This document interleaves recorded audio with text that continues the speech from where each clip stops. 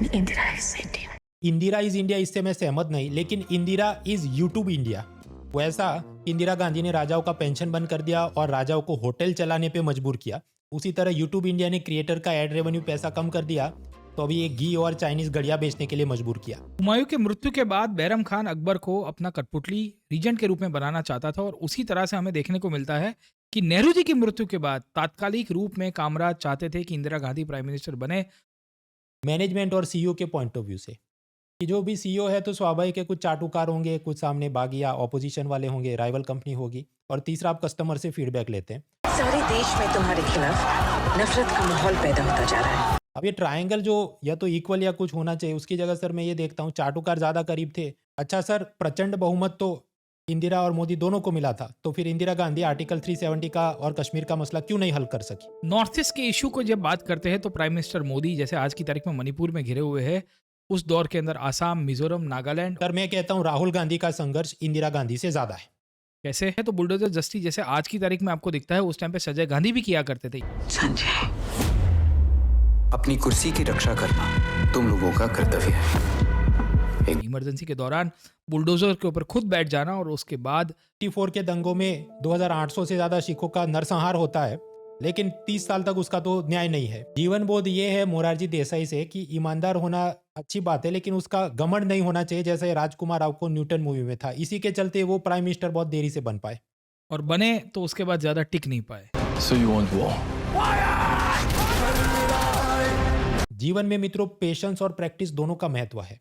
16 दिसंबर का ये फोटो तो काफ़ी यादगार है, लेकिन इसके पहले 8 महीने से ज़्यादा ट्रेनिंग और पेशेंस के साथ काम किया गया था। तो यूपीएससी भी आपसे ऐसी तपस्या मांगती है। आपदा को अवसर में कैसे बदलना है उसके बारे में इंदिरा गांधी से ज्यादा कोई नहीं समझा पा सकता। 1971 के रेफ्यूजी क्राइसिस में 1 करोड़ से ज्यादा रेफ्यूजीज को सराहना। ब्रिटेन के प्राइम मिनिस्टर रूसी सनक नहीं कर पाते हैं, रेफ्यूजी क्राइसिस के कारण वो चुनाव हार गए। कि सत्य को जिताने का एकमात्र रास्ता। जीवन में जलील होना भी जरूरी है। ये फूड एड के नाम पे जो अमेरिका बार बार हमें जलील करता था, परेशान करता था, उसी के चलते इंदिरा गांधी ने ग्रीन रेवोल्यूशन और ये पोखरण में न्यूक्लियर धमाका किया। प्रतीक सर, ये पड़ोसियों की मदद नहीं करनी चाहिए। ये बांग्लादेश को हमने आज़ादी दिलाई और यही उपकार मामना तो दूर, अभी ये बंगाल, आसाम और त्रिपुरा को अपने नक्शे में दिखा के जबरदस्ती कर रहे हैं। मोरारजी अगर 400 पार जाते तो क्या होता? सर मुझे लग रहा है कि मुरारजी 400 पार जा ही नहीं पाते, क्योंकि वो अच्छा सर, ये जो कनाडा के साथ अपने रिश्ते ठीक नहीं चल रहे, उसके लिए इंदिरा गांधी की खालिस्तान नीति ये हमारी पार्टी को क्या चाहिए? साडी पार्टी ਨੂੰ वोट चाहिए ने ते सानू चाहिए है खालिस्तान। कि शायद इंडिया का एक अपर हैंड था कि कश्मीर के मैटर को सॉल्व कर दे, एलओसी के मैटर को सॉल्व कर दे। ये शिमला एग्रीमेंट तो भारत की बहुत बड़ी हार है। कि जब इमरजेंसी लागू करनी होती है तो कैबिनेट का एक प्रस्ताव जाता है प्रेसिडेंट के पास, और पूरी कैबिनेट की सहमति आवश्यक होती है इंदिरा जी। मैं ही कैबिनेट हूँ राष्ट्रपति जी। यहाँ सर वर्बल ऑर्डर दिया जाता है to the president of India, जाता है कि उन्होंने करेंसी को डिवैल्यू किया था। Same to same prime minister Modi ने भी 2016 के अंदर डीमोनेटाइजेशन किया और भारत के कुछ पत्रकारों के अंदर डर का माहौल छा गया। यानी आप ये कह रहे हैं कि मोदी इज इंदिरा दोनों की आर्थिक नीति समान है? मैं इससे सहमत नहीं हूँ सर। देखिए, गोविंदा और राजेश खन्ना दोनों लेट लतीफ थे, लेकिन गोविंदा पे ज्यादा रोस्ट वीडियो बनते हैं। इसका मतलब कि Govinda is not Rajesh Khanna. Sir ये गोविंदा और राजेश खन्ना जी का हमारे आज के इंदिरा गांधी के कंटेक्स्ट में क्या लेना देना है? वो अब ऑडियंस में इंटेलेक्चुअल डेप्थ होनी चाहिए समझने के लिए। महुआ मोइत्रा और इंदिरा गांधी में क्या समानता है? सर दोनों को डिस्क्वालीफाई किया गया था, एक को जुडिशरी ने और दूसरे को स्पीकर ने। जी नमस्कार मित्रों, तो हम इमरजेंसी फिल्म देख के आए हैं और मैं पूरा जोश में Morarji Desai fan boy mode में आ गया हूँ। दिल्ली कोचिंग माफिया के खिलाफ अब आंदोलन करना पड़ेगा। प्रतीक सर, आप क्या मोड में आ गए? सर हम तो एकेडमिक मोड में थे और रहते रहेंगे एकेडमिक मोड के अंदर ही। डिस्कस करने की कोशिश करेंगे इमरजेंसी डिसीजन को लेके और भी उनके जो कंट्रोवर्सीज थी इंदिरा गांधी के जीवन को लेके। यस, इस सेशन के 2 उद्देश्य हैं। पहला, इंदिरा गांधी के जीवन से एमबीए बोध, बिजनेसमैन को क्या ध्यान रखना है, जीवन बोध सबको क्या ध्यान रखना है, और दूसरा यूपीएससी विद्यार्थियों के लिए बोध, खासकर मेंस एग्जाम में, क्योंकि आप जानते हैं पोस्ट इंडिपेंडेंट इंडिया, आज़ादी के बाद का इतिहास प्रीलिम में कम आता है, मेंस में ज़्यादा आता है। और इसे हम प्लेलिस्ट के रूप में देखेंगे। किले पे चर्चा का एपिसोड 3 है। अब यहाँ पर एडवांस डिबेट में हम जाएं उससे पहले जो एकदम नए विद्यार्थी हैं उनके लिए ज़रूरी है कि इंदिरा गांधी का जिनको बिल्कुल परिचय नहीं है, तो मैं जल्दी से परिचय देता हूँ। बचपन में जाने लायक खास है नहीं। जवानी में क्विट इंडिया मूवमेंट के दौरान इनको एक बार जेल जाना पड़ा था। जब नेहरू जी का निधन हुआ, लाल बहादुर शास्त्री उसके बाद पीएम बनेंगे तो इनको मिनिस्टर ऑफ इंफॉर्मेशन ब्रॉडकास्टिंग बनाया था। उसके बाद लाल बहादुर शास्त्री का निधन होता है, ये पहली बार पीएम बनती हैं। उस वक्त ये राजाओं का प्रीवी पर्स यानी पेंशन बंद करवाना और बैंकों का राष्ट्रीयकरण करना, ये उनके दो बड़े निर्णय थे। भाषा के मामले में भी कुछ जो रिफॉर्म्स लिए गए, प्रतीक सर बाद में बताएंगे। सेकंड बार पीएम बनी तब ये बांग्लादेश की आज़ादी, पाकिस्तान से युद्ध, ये बड़ा मुद्दा था। फिर इनके खिलाफ ही कुछ ज़्यादा आंदोलन होने लगे तो इमरजेंसी यानी आपातकाल 75 to 77 में लगाया। उसके बाद 77 में मोरारजी देसाई पीएम बनते हैं, लेकिन इन फाइटिंग में फंसे रहे, खास काम नहीं कर पाए। फिर चरण सिंह पीएम बनते हैं, फिर वापस इंदिरा जी की वापसी होती है पीएम के रूप में 80 से लेके 84 तक, और 84 में फिर उनकी हत्या होती है। अब ये तो मैंने ओवरव्यू दिया ताकि एकदम नए विद्यार्थी थोड़ा समझ सके। अब डिटेल में हम लोग क्रोनोलॉजी समझेंगे और मैं इसके लिए स्वागत करता हूँ प्रतीक नायक सर का। आप अनअकैडमी प्लेटफॉर्म पर हिस्ट्री, आर्ट, कल्चर सब्जेक्ट्स पढ़ाते हैं। तो पूर्व भूमिका थोड़ी ये है कि 64 में प्राइम मिनिस्टर नेहरू का निधन होता है। तब पीएम पद के दो बड़े दावेदार थे, लाल बहादुर शास्त्री और मोरारजी देसाई। लेकिन इसमें जो कांग्रेस की कमान थी, कामराज और उनकी सिंडिकेट, उनको मोरारजी देसाई कम पसंद थे, शास्त्री ज़्यादा पसंद थे। ऐसा क्यों? इसमें से अपना पहला जीवन बोध निकलता है। देखिए, ईमानदार दोनों थे, नीतिपरायण और मूल्यों पे यकीन करने वाले, लेकिन मोरारजी देसाई का थोड़ा रवैया न्यूटन फिल्म में जो राजकुमार राव है कि मैं अकेला ही ईमानदार हूँ, इस बात का जब घमंड होने लगे तो बाकी लोगों के साथ आपकी कम बनती है। तो इस कारण से कामराज और बाकी लोगों से बनती नहीं और वो पीएम नहीं बन पाते। हालांकि दूसरा जीवन बोध ये है कि 13 साल तक वो संघर्ष करते रहते और अल्टीमेटली 77 में पीएम बनेंगे। तो जीवन में ये भी एक बड़ा बोध है। डे 1 से आपको सफलता नहीं मिलती कभी। मित्रों, सेशन में आगे बढ़ने से पहले जल्दी से मैं बताना चाहूँ कि अगर आप यूपीएससी की तैयारी कर रहे हैं तो अनअकैडमी का एक ही सब्सक्रिप्शन आपके सारे क्लासेस और बैचेस अनलॉक कर देता है, चाहे 2025 है, 26 है, 27 है, जहाँ पर आपको जीएस और सीसेट के live classes, doubt resolution, notes, mock test, theory, current, सारी फैसिलिटी मिलती है। 2025 के लिए क्रैश कोर्स अवेलेबल है, अफोर्डेबल प्राइस 14,999। और 26-27 की तैयारी के लिए भी हमारे जो बैचेज हैं उसमें आपको 9 महीने पे 9 महीने एक्स्ट्रा फ्री, 12 पे 12, 18 पे 18 और उस पर भी 50% ऑफ। तो इन स्कीम्स का लाभ जरूर उठाएं, link is in the description. खैर, तो कामराज को ये लगा कि लाल बहादुर शास्त्री थोड़े ठीक रहेंगे और उनको वो पीएम बनाते हैं। अब ये लाल बहादुर शास्त्री का दौर कैसा था, उसके बारे में प्रतीक सर आप हमें कुछ बताएं। जी सर, 64 की हालत भारत की थोड़ी विपरीत परिस्थितियों में थी, क्योंकि 62 में हमारी एक तो चीन के साथ युद्ध हो चुकी थी, मॉरल डाउन हो चुका था, हमने भारत के पहले प्रधानमंत्री को खो दिया था। इनफैक्ट वेस्ट में सर डिस्कशन चल रहे थे कि India might disintegrate very soon, क्योंकि एक नेहरू थे जिनको वेस्ट हमेशा इस तरह से देखता रहा था, परस्यू करता रहा था कि भारत को एक करके रखा है। अब नेहरू नहीं है तो क्या हो जाएगा। और नेहरू जी के मृत्यु के बाद काफ़ी पॉलिटिकल अराजकता भी थी भारत के अंदर। इनफैक्ट एक मुद्दा चल रहा था लैंग्वेज को लेके, जो हमारी ऑफिशियल लैंग्वेज की एक्ट थी उसकी अमेंडमेंट को लेके बातें चल रही है। We will also find inflation हो रहा है, फूड शॉर्टेज थे, हम लोग खाना अमेरिका से इंपोर्ट करवा रहे थे। और तभी 64-65 के इर्द गिर्द हमें ये भी पता चल रहा है कि हमारी पाकिस्तान के साथ एक कॉन्फ्लिक्ट हो जाती है। इनफैक्ट ये कॉन्फ्लिक्ट का बैकग्राउंड बनना शुरू हो गया था somewhere in the background of 64 and 65, क्योंकि नॉर्मली हमें ये पता है कि कश्मीर के ऊपर एक ऑपरेशन खेला गया बाय द पाकिस्तानी, जिब्राल्टर, और उसके बाद followed by Grand slam.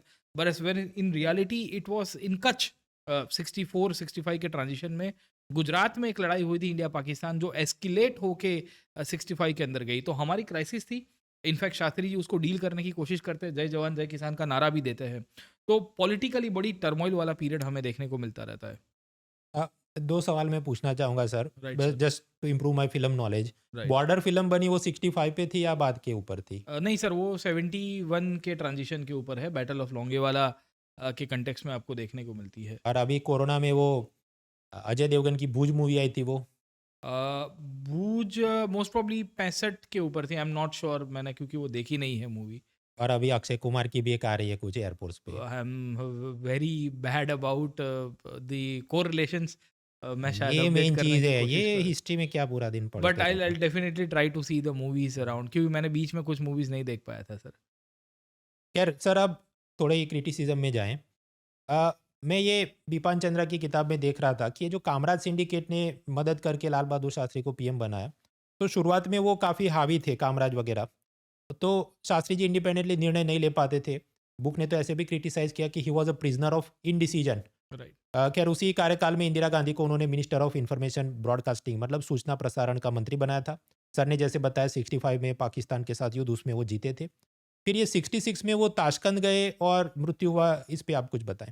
Sir मतलब बड़ी दुखद घटना थी क्योंकि शास्त्री जी नेहरू के राइट हैंड के समान हो गए थे एक टाइम के ऊपर। मतलब आप 62 से 64 तक की देखोगे, बीच में तो एक टाइम ऐसा आया जब शास्त्री कैबिनेट मिनिस्टर थे नेहरू की कैबिनेट में विदाउट एनी पोर्टफोलियो। और मतलब वो हनुमान की तरह थे कि जहाँ जहाँ प्रभु श्री राम ने कहा कि जाके वो है ना कि मिल के और डिप्लोमेसी करके आओ, तो ये नाम की मीटिंग में चलने गए, पाकिस्तान के साथ डिस्कशन किया था अयूब खान के साथ। और तभी इनफैक्ट फिर उसके बाद तुरंत ही नेहरू जी की मृत्यु हो गई।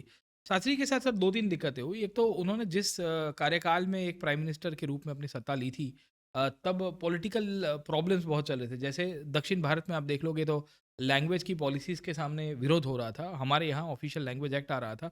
63-64 के ट्रांजिशन में ये कानून भी पास करवा दिया गया, जिसमें इंग्लिश को रिप्लेस करने की बात हो रही थी। और दक्षिण में तो खास करके जो साउथ के स्टेट्स है, तमिलनाडु में आपको एंटी हिंदी दिवस और हिंदी के सामने जैसे वो पॉलिटिकल टर्मोइल आपको देखने को मिलता है, वो मिलता है।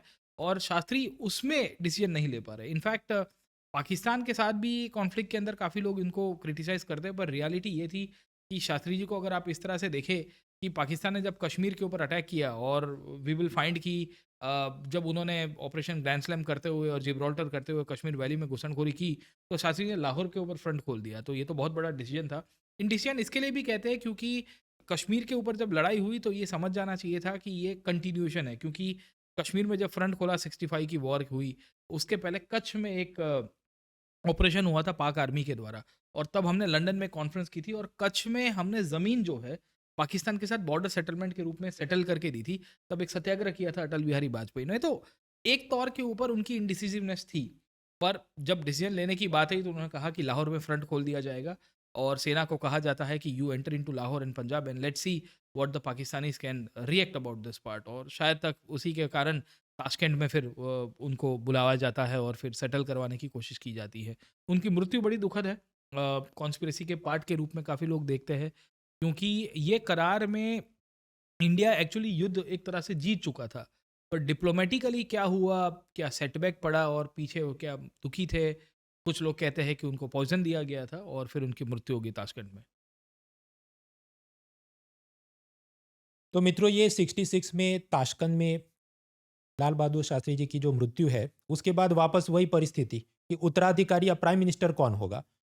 अगेन सीनियर मोस्ट लीडर के रूप में मोरारजी देसाई प्रबल दावेदार थे, लेकिन मैंने आपको बताया कामराज सिंडिकेट को मोरारजी पसंद नहीं थे।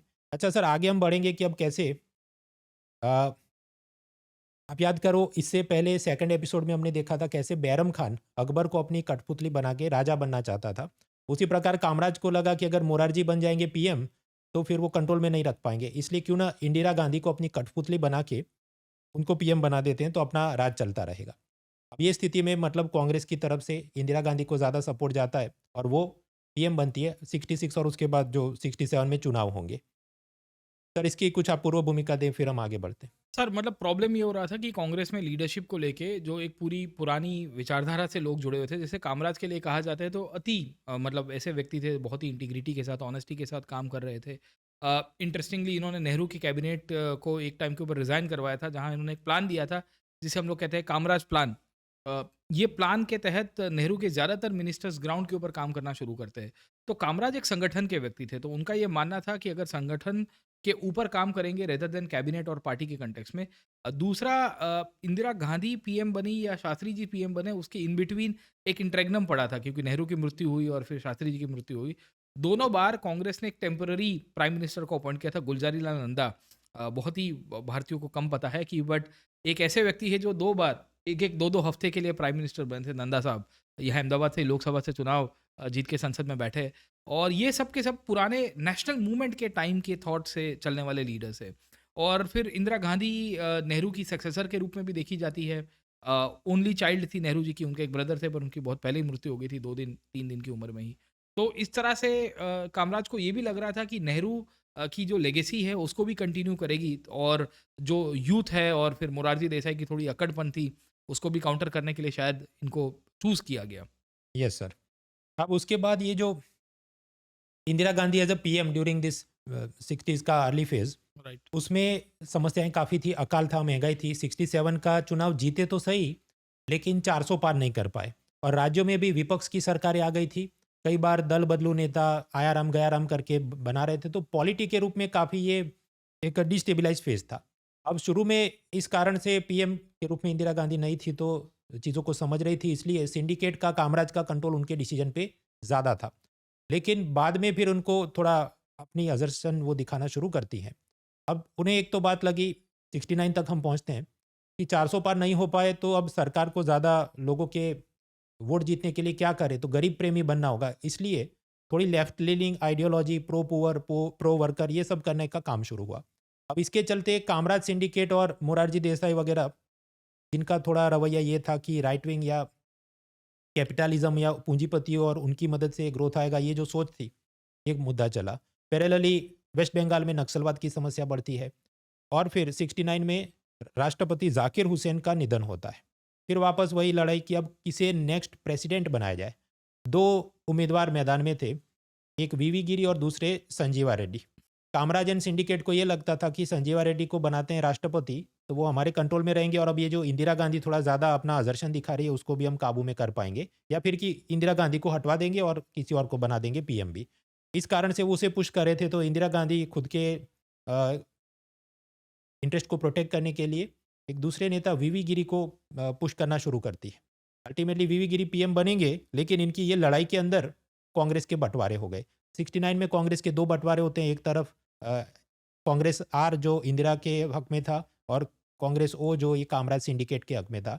आगे हम लोग देखेंगे 78 में फिर से बंटवारा होता है, तब इंदिरा आई एक तरफ वो रहता है और यू अदर अलग तरफ रहता है। सर, इसकी आप कुछ पूर्व भूमिका बता सके। सर 2-3 चीज़ें थी। 66 में जब आई इंदिरा गांधी तो कांग्रेस के जो सिंडिकेट, जो पुराने लोग थे कामराज के साथ और बाकी जो साथी लोग थे, उन सब इनके लिए एक शब्द का उपयोग किया था, गूंगी गुड़िया।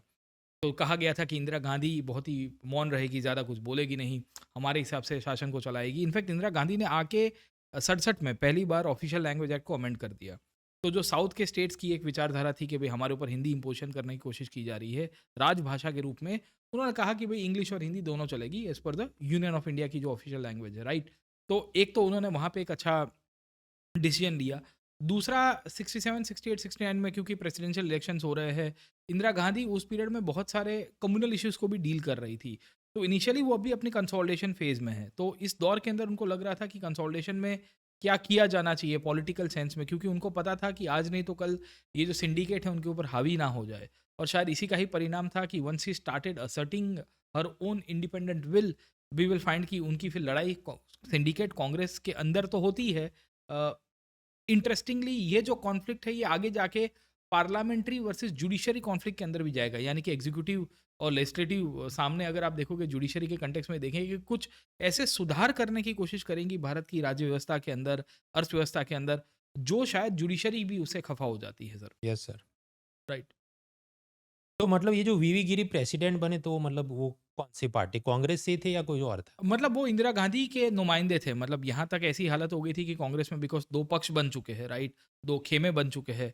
तो उसके बैकग्राउंड के अंदर इंदिरा गांधी ने कहा कि भाई नहीं, हमारे कैंडिडेट के रूप में, तो क्योंकि एमपीज और एमएलएस को वोट करना होता है सिंगल ट्रांसफरेबल वोट सिस्टम के थ्रू, तो Indira Gandhi was able to channelise her support within the party. And फिर सिंडिकेट जो पुराने दौर से बिलोंग कर रहे थे, उनकी जो सपोर्ट बेस है पार्टी के अंदर भी धीरे धीरे कम हो गई। जो पॉपुलैरिटी थी वो इंदिरा गांधी के फेवर में थी, नेहरू की सक्सेसर के रूप में देखी जाती है। पहले 2-3 साल में थोड़ा बहुत कंसोलिडेशन करना शुरू किया था। Sir yes sir. अब इधर से जीवन बोध मुझे 1-2 दिखते हैं, खासकर बहनों के लिए, कि आप जो भी ऑफिस में या कहीं काम कर रही है और आपको लगे बाकी सब सामने पड़े हैं तो इंदिरा गांधी की तरह अडिग रहना है। इधर आप पाएंगे सब गूंगी गुड़िया है, छोकरी है, सिंडिकेट पूरी लगी थी। हम आगे इंटरनेशनल रिलेशन में देखेंगे, अमेरिका भी इनको गिराने की कोशिश चाहता है, तो अडिग रहना है। दूसरा, जीवन बोध कि जीवन में थोड़ा जलील होना भी जरूरी है, तभी आपको और काम करने की प्रेरणा मिलती है। जैसे ये राम मनोहर लोहिया, वो कहते हैं ये तो गूंगी गुड़िया है, तो फिर बाद में जो भी पब्लिक स्पीकिंग इंप्रूवमेंट किया और जो अपने आप को साबित किया, तो जलील होना भी ज़रूरी है। सर, इस पे आप क्या सोचते हैं? मतलब सर, इंदिरा गांधी अगर आप ओवरऑल देखोगे कॉलेज कार्यकाल से बड़ी एक्टिव रही। वो ऑक्सफोर्ड में पढ़ने भेजा था नेहरू जी ने उनको। 1930s और 40s का ट्रांजिशन है। एंड इंटरेस्टिंगली ऑक्सफोर्ड में वो उस टाइम पे प्रोटेस्ट कर रही थी against the Japanese invasion of China. तो 1931-32 में जापानियों ने चाइना के ऊपर, मंचूरिया के ऊपर आक्रमण, तब तो वर्ल्ड वॉर भी नहीं चल रहा था। And at that time we will find कि शी वॉज प्रोटेस्टिंग, मतलब वो असर्टिव तो थी, she was aware about the issues around, but she was taking a very cautious stand.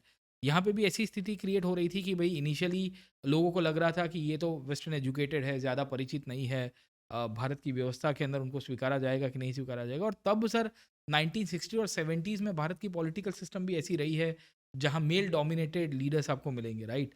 वहाँ पे अपना रास्ता बनाने की कोशिश कर रहे हैं, तो उनको शायद बुली किया जा रहा है, मतलब काइंड ऑफ हम ये क्रिकेट में देखते हैं कि स्लेजिंग करते हैं लोग, है ना, सामने वाले प्रतिस्पर्धी को थोड़ा डीमोटिवेट करने के लिए, but she was able to wade it through. मतलब ये बड़ी काबिल तारीफ़ है। इनफैक्ट इसमें थ्रू आउट इनका बचपन भी ऐसा रहा है।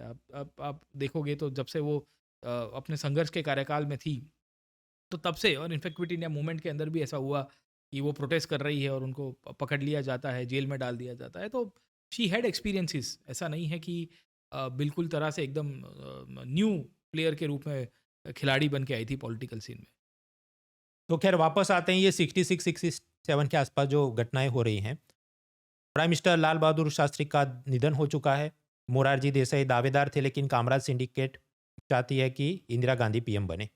अब उसके बाद क्योंकि वापस ये 67 की जो चुनाव में कांग्रेस का 400 पार नहीं हुआ, तो अब वो थोड़ा वोट जीतने के लिए, गरीबों को खुश करने के लिए गरीब प्रेमी होना ज़रूरी होगा।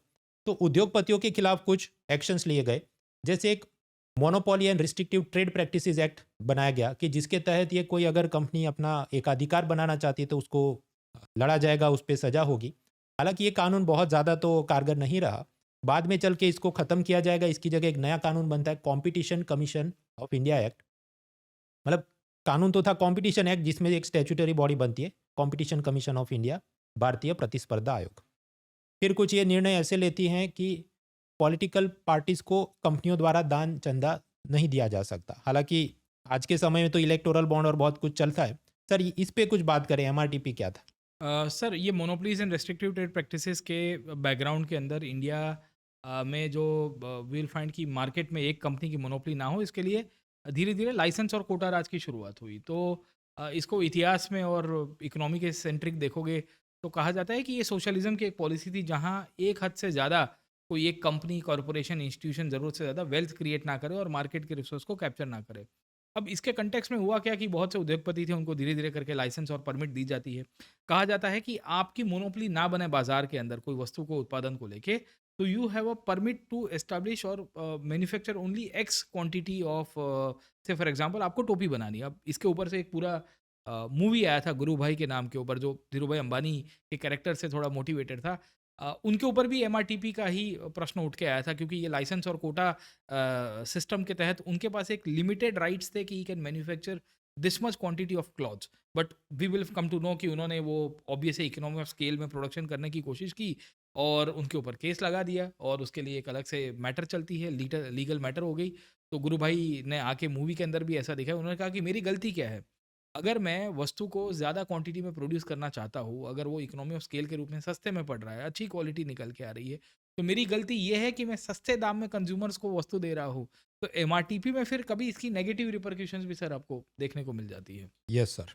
मित्रों, ये कहा जाता है कि इंदिरा इज़ इंडिया, जिससे मैं सहमत नहीं, लेकिन मैं ये कहना चाहूँगा कि यूट्यूब इंडिया इज़ इंदिरा। वो ऐसे कि इंदिरा गांधी के पहले के समय में राजाओं को पेंशन दिया जाता था, प्रीवी पर्स था, वो उन्होंने ख़त्म कर दिया। तो ये सब राजा लोग फिर होटल चलाने के लिए अपने महलों को होटल बनाने में मजबूर हो गए। जस्ट लाइक ये यूट्यूब इंडिया, उसने क्रिएटर्स को एड रेवेन्यू का पैसा देना कम कर दिया। तो ये फ्लाइंग बीस्ट अभी घी बेच रहे हैं, टैग बर्नर अपनी वो एनार्क वॉच लेके आए, तो घी और घड़ी बेचने पे मजबूर कर दिया।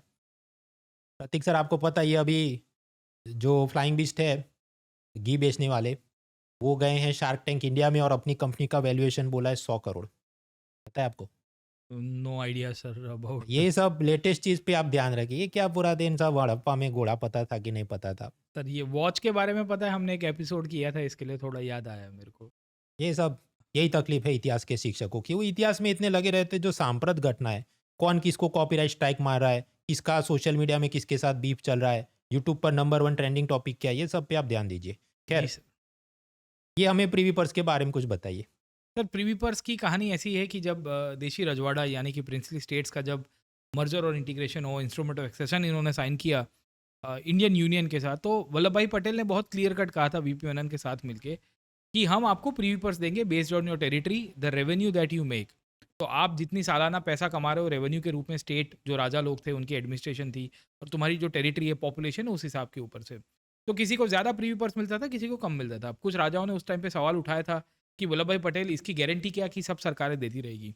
तो वल्लभ भाई पटेल ने इसको लेके संवैधानिक रूप में एक प्रावधान कराया था और कहा था कि हम आपको प्रीवी पर्स देंगे, ये मैं नहीं, भारतीय संवैधानिक रूप से ये आपको गारंटी दी जाती है एक तरह से।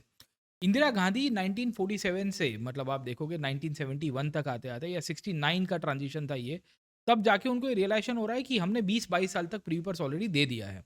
अच्छा, ये प्रीवी पर्स का जो भारण है वो भारत सरकार को कंसोलिडेटेड फंड ऑफ इंडिया से देना पड़ता था। अब इंदिरा गांधी कह रही है कि हमें सोशल वेलफेयर स्कीम चलानी है, हमें लोगों के लिए काम करना है, राजा लोगों की ऑलरेडी प्रॉपर्टीज और बाकी सारी चीज़ें हैं, तो क्यों हम लोग उनको प्रीवी पर्स दें। तो इन सब के परिणामवश उन्होंने एक एग्जीक्यूटिव ऑर्डर के थ्रू पहले प्रीवी पर्स को बंद कराया था। खैर, इसको लेके फिर ये जो प्रिंसली स्टेट्स थे, हमारे जो राजा लोग थे, उनके एडमिनिस्ट्रेशन थे, वो कोर्ट में भी जाती है और फिर जुडिशरी उसको स्ट्रक डाउन भी करेगी। जी सर। और आश्चर्य आपको ये होगा मित्रों कि ये राजाओं को पेंशन, छोटा राजा है तो 5,000 रुपये का मिले, बड़ा राजा है जैसे ये जो भी मैसूर स्टेट या हैदराबाद स्टेट, उनको तो बहुत बड़ा पेंशन मिलता था। इस पे कोई इनकम टैक्स नहीं, पूरा इनकम टैक्स माफ था। संविधान में लिखा था कि ये सब आपको मिलेगा। यहाँ तक कि राजा के जो अपने धार्मिक विधियाँ हैं, फैमिली अफेयर्स में ये जो सब भव्य रूप से शादियाँ करानी है, ये सब का भी खर्चा इसके अंदर गिना जाएगा, एडजस्ट किया जाएगा। तो काफ़ी विलासी जीवन उनका रहा। और फिर इकोनॉमी के पॉइंट ऑफ व्यू से मैं कहूँ सर कि मुफ्त का पैसा ज़्यादा दिन मिलता नहीं रहता। डॉक्टर रघुराम राजन ने भी कहा है कि there is no free lunch in the economy. वो अल्टीमेटली कभी तो कम या ख़त्म होता ही है, चाहे आप यूट्यूब का, टिकटॉक का जो एड रेवेन्यू मिलता था, या जो ये राजाओं का होटल चलना का बिजनेस है। It solids the article 14 sir, equality before law के कंटेक्स्ट में भी देखिए तो भाई एक वर्ग है, उनको ज़्यादा, और 20-22 साल से दे रहे हैं। तो इंदिरा गांधी का लॉजिक ऐसा था कि देखो उस टाइम पे आपने कंट्रीब्यूट किया नेशन बिल्डिंग के लिए, देश को यूनिफाई करने के लिए, तो वी रिस्पेक्ट यू अराउंड। तब वल्लभ भाई पटेल, वीपी मेनन का भी यही मानना था। पर आजीवन काल तक ये देते रहेंगे, ये किस हद तक वैलिड है। और जब ऐसी परिस्थिति जहां भारत की अर्थव्यवस्था ऑलरेडी कमज़ोर है, हम इकोनॉमिकली ग्रो नहीं कर पा रहे, फंडिंग नहीं है सरकार के पास, और भी चैलेंजेस से जूझ रहे हैं, वहाँ करोड़ों रुपया देना, हज़ारों करोड़ों रुपया, तो किस हद तक वाजिब था। Yes sir. उसी प्रकार से इकोनॉमी में एक दूसरा भी निर्णय लिया इंदिरा गांधी ने, बैंकों का राष्ट्रीयकरण। पहले जो बैंक्स थे, प्राइवेट सेक्टर बैंक्स थे, जिसमें राजाओं का, भारत के कुछ उद्योगपतियों का, विदेशियों का पैसा लगा था, वो उसके मालिक थे। अब ऐसे जो बैंक रहेंगे, प्राइवेट सेक्टर बैंक, ज़्यादातर अपना बिजनेस शहरी इलाकों में करेंगे, गांव तक जाएंगे नहीं, गांव में ब्रांच नहीं खोलेंगे, गरीबों को लोन में पैसा नहीं देंगे। तो सरकार की अपनी जो पंचवर्षीय योजना थी, फाइनेंशियल इंक्लूजन जिसमें हो, वित्तीय समावेशन, किसानों को लोन मिले, ग्रीन रेवोल्यूशन में नया ट्रैक्टर और केमिकल फर्टिलाइजर खरीदे, ये सब काम नहीं हो रहे थे। तो बैंकों का राष्ट्रीयकरण, ऑफकोर्स ये तो प्राइम मिनिस्टर नेहरू के ज़माने से शुरू ही हो गया था। जैसे कि रिजर्व बैंक ऑफ इंडिया, वो भी पहले तो प्राइवेट की पूरी मालिकी थी, फिर नेहरू ने अपने नेशनलाइज किया उसे। उसी तरह इंपीरियल बैंक थी, उसका राष्ट्रीयकरण करके उसे स्टेट बैंक ऑफ इंडिया बनाया। अब ऐसा करते करते 69 में हम पहुंचते हैं, तो इंदिरा गांधी ने बाकी कुछ बड़ी बैंकों को टारगेट किया और उनका राष्ट्रीयकरण किया। नेक्स्ट टाइम भी, सेकंड साइकिल में भी वो बैंकों का राष्ट्रीयकरण इस प्रकार से करती है। अब खैर ये जो मामले हुए, तो स्वाभाविक है जिनके भी इसमें स्थापित हित, वेस्टेड इंटरेस्ट को नुकसान हो रहा था, चाहे वो राजा जिनका पेंशन खत्म हो गया, या ये प्राइवेट बैंक के मालिक, वो सब कोर्ट में गए और कोर्ट ने इन सबको अनकॉन्स्टिट्यूशनल जाहिर किया। इसके खिलाफ कुछ कानून भी बनाने की कोशिश हुई, लेकिन राज्यसभा में वो केवल एक वोट से डिफीट हो गया। ये सब देखते हुए इंदिरा गांधी को लगा कि अभी संविधान में बड़ा संशोधन करना पड़ेगा और उसके लिए हमें बड़ी बहुमत चाहिए। तो 71 में, मतलब कायदे से तो 72 में चुनाव होना चाहिए 5 साल पे, उसकी जगह 1 साल पहले ही उन्होंने 71 में चुनाव करा दिया कि हमें संविधान बदलना है। तो ये जो सर चुनाव हुआ 71 वाला, उसमें भी विपक्ष काफ़ी था और सब चीज़ें हुई थी, अमेंडमेंट। लेकिन थोड़ी पूर्व भूमिका आप बताएं 71 इलेक्शन की। सर 71 के दशक तक आते आते एक तो कांग्रेस में जो सिंडिकेट पूरा का पूरा है, जो इंदिरा गांधी के अगेंस्ट में खड़ा हो गया था because of the election of VV Giri, तो ऑब्वियस है कि भाई वो नाराज़ हो गए हैं और पूरा कांग्रेस बढ़ चुकी है। इंदिरा गांधी के सामने एक बहुत बड़ा कैंपेन भी चलाया जाता है ना, इंदिरा हटाओ देश बचाओ का एक कैंपेन चलाया जाता है। और इंदिरा गांधी कहती है कि मैं कहती हूँ कि गरीबी हटाओ, ये कह रहे हैं कि इंदिरा हटाओ। तो इस तरह का एक पूरा मोबिलाइजेशन चला। सर वी विल फाइंड कि विपक्ष की पार्टीज भी इकट्ठी हो रही थी, वो भी कह रही थी कि इंदिरा गांधी हटनी चाहिए, और इससे आपने एक बड़ी एनालॉगी भी ड्रॉ की है, जहां हमें ये देखने को मिल रहा है कि आज भी 2024 के जो इलेक्शन हुए उसमें भी कुछ इस तरह की अलायंस बनाने की कोशिश की गई। सर 71 बड़ा सिग्निफिकेंट है क्योंकि पहली बार भारत में कौन सुप्रीम है उसको लेके एक मुद्दा निकल के आया कि is it the parliament that has got more power compare to judiciary, क्योंकि 69 में अभी हमने देखा कि कैसे जुडिशरी ने दो कानूनों को या दो ऑर्डर्स को स्ट्रक डाउन किया था, खास करके प्रीवी पर्स की एबॉलिशन को लेके और बैंकों की नेशनलाइजेशन को लेके। इंदिरा गांधी का ऑब्जेक्टिव ये था कि एक तो बैंकों में डिपॉजिट्स नहीं बढ़ रही है, दूसरी वेलफेयर की स्कीम्स बाकी सारी जो भी है वो बैंकिंग व्यवस्था के थ्रू जो सोशल अपलिफ्टमेंट है, गरीबी हटाओ है, पॉवर्टी अपलिफ्टमेंट की स्कीम्स है, उसके थ्रू हम चलाए जाए, बट वो नहीं हो पा रही थी और शायद इसी का ही परिणाम था। खैर 71 के इलेक्शंस में हमें बैकड्रॉप में सर ये भी देखना है कि पीछे जो भारत की फॉरेन पॉलिसी है उसके अंदर भी इम्पैक्ट हो रही है, क्योंकि ईस्ट पाकिस्तान का क्राइसिस शुरू हो गया था। Yes sir. अब ये जो चुनाव के में वापस इंदिरा गांधी की जीत होती है, उसके बाद वो संविधान में संशोधन लाती है कुछ। पहला कि संसद संविधान में कुछ भी बदल सकती है, मतलब चाहे फंडामेंटल राइट्स कम करने या XYZ सब कुछ अलाउ किया। दूसरा, directive principle of state policy, यानी कि राजनीति के पथदर्शक सिद्धांत वो फंडामेंटल राइट से भी ऊपर माने जाएंगे। तीसरा, ये राजाओं का प्रीवी पर्स वो भी संविधान में क्योंकि लिखा था तो वो पेंशन सब बंद करवाया, और ये सारी चीज़ों को 9th शेड्यूल 9वीं अनुसूची में रखा गया ताकि कोर्ट उस पर कुछ बोल ना सके, उसका जुडिशियल रिव्यू हो ना सके। सर ये अमेंडमेंट्स पे कुछ बताइए। सर एक तो आर्टिकल 13 को इंटरप्रिटेशन और उसके पावर को लेके इसके पहले भी बहस चली थी, और तब गोरखनाथ वाला जब केस हुआ 1967 में, तभी भी इंदिरा गांधी के केस में हुआ कि सरकार को बैकफुट के ऊपर आना पड़ा। 69 में भी इनफैक्ट गवर्नमेंट को बैकफुट के ऊपर आना पड़ा प्रीवी पर्स के एबॉलिशन और सब्सिक्वेंट बैंकों की नेशनलाइजेशन को लेके। तो इस बार इंदिरा गांधी को 2/3 मेजोरिटी से सरकार, मतलब 71 के इलेक्शंस का अगर आप रिजल्ट देखेंगे तो Indira Gandhi had 2/3 majority in the parliament, so she had, और इस टाइम पे सपोर्ट भी था, कांग्रेस पार्टी के लोग भी थे, जनता भी उनके साथ खड़ी हुई है। तो नाउ शी न्यू कि she can make the cards work for her, और शायद इसी का ही परिणाम था इन्होंने अमेंडमेंट किया डीपीएसपी में आर्टिकल 39AB को precedence the over fundamental right, अगर वो वायलेट भी हो रहा है तो डीपीएसपी में खास करके आर्टिकल 39AB जो है, जो सोशल जस्टिस के कंटेक्स्ट में भी देखा जाए, वेलफेयर के कंटेक्स्ट में भी देखा मैटर करता है, प्रीवी पर्सेस के अबॉलिशन को जस्टिफाई कर दिया जाता है, और मेन बात यह है कि सर जुडिशियल रिव्यू ना हो, इसके लिए 9th शेड्यूल में डाल दिया। अब 9th शेड्यूल तो इंदिरा गांधी ने बनाया नहीं था, वो तो नेहरू जी के समय से फर्स्ट अमेंडमेंट से निकल के आया, लैंड रिफॉर्म्स के दौर से ही। तो ये सब चीज़ें दर्शा रही है कि she was very aggressive in to her approach and she wanted to make sure कि, और इससे सर ये पॉपुलरिटी भी निकल के आ रही है कि देखो इंदिरा गांधी वेलफेयर कर रही है, न्याय तंत्र उनको बीच में आ रहा है, मतलब वो काइंड ऑफ बीच में, तो मैसेज वैसा जा रहा था सर। Yes sir. इसके बाद 71 में एक बड़ी संघर्ष होती है। Sam, are you with me in this? I am with India, Prime Minister. Bangladesh के अंदर, क्योंकि पहले बांग्लादेश नहीं था, पाकिस्तान ही था, वेस्ट में भी था और ईस्ट में भी था। तो इस ईस्ट पाकिस्तान के अंदर ये पाकिस्तानियों का अत्याचार बढ़ रहा था, बहुत सारे शरणार्थी भारत में भाग के आ रहे थे, और उससे लड़ने के लिए एक तो इंदिरा गांधी को लगा कि मैं इसमें उलझूंगी तो ये अमेरिका की तरफ से काफ़ी प्रेशर आएगा, तो रशिया के साथ एक 20 साल की फ्रेंडशिप की ट्रीटी यानी मित्रता संधि की, और फिर ये जो शरणार्थी थे उनको ट्रेनिंग दी, वेपन्स की, मुक्ति बाहिनी सेना बनाई, और फिर पूरा जो युद्ध हुआ 16 दिसंबर को बांग्लादेश को आज़ादी मिली और ये पाकिस्तान ने सरेंडर किया, जिसका ये फेमस फोटोग्राफ है सर ये।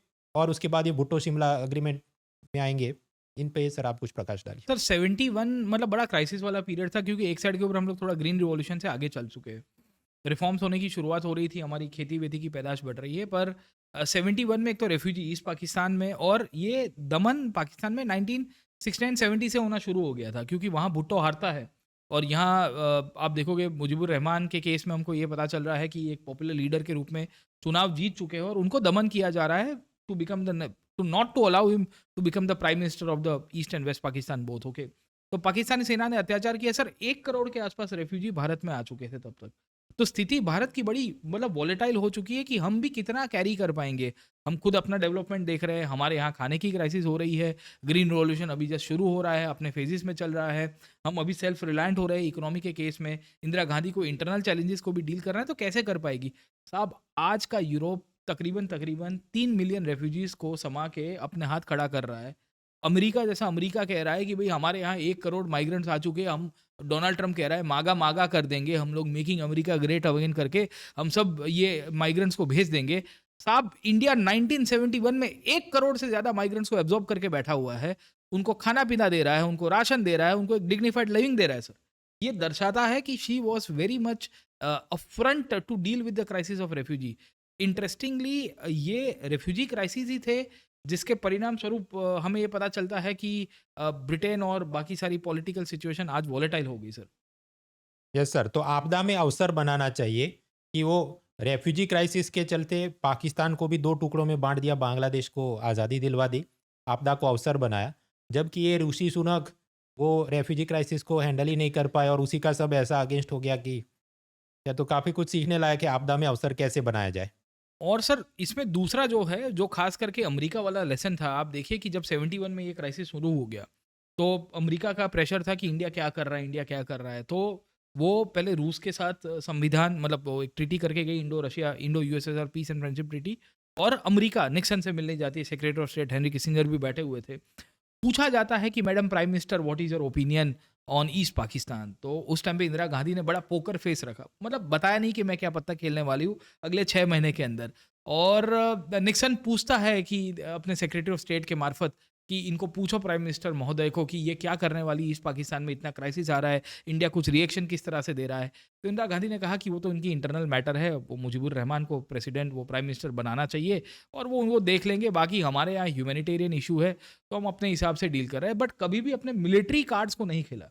इंटरेस्टिंगली सोवियत रूस के साथ जो ट्रीटी की थी वो इसी के कारण की थी कि कल उठ के हमारे ऊपर कहीं अटैक वैटैक हो जाए, अगर पाकिस्तान के मैटर को लेके यूएसए पाकिस्तान के फेवर में चला जाए तो आप हमारे साथ रहना। तो ये बड़ी स्मार्टनेस थी। इनफैक्ट उस टाइम पे हम लोग मुक्ति भाइयों को ट्रेन कर रहे थे और शायद इसी का ही परिणाम है कि जब ईस्ट पाकिस्तान हुआ और हमने जब सेनाएं भेज दी तो वील फाइंड कि हेनरी किसिंजर ने तो ऐसे शब्द यूज़ किए थे, अभद्र और बड़े वल्गर शब्द थे, जो शायद इस प्लेटफॉर्म के ऊपर ना यूज़ कर पाऊँ मैं, बट इंटरनेट के ऊपर रिकॉर्ड्स अवेलेबल है, बुक्स के अंदर अवेलेबल है कि कैसे अमेरिका जैसे सुपर पावर को एक मतलब है ना एक चेहरा बना के उन्होंने पत्ते जो है पोकर की गेम जैसे खेले, 3 पत्ती खेल दी उनके साथ और अपने जो कार्ड्स है उन्होंने सही तरह से खेल दी। इनफैक्ट सर इंदिरा गांधी की लीडरशिप में इसमें एक चीज़ देखनी चाहिए।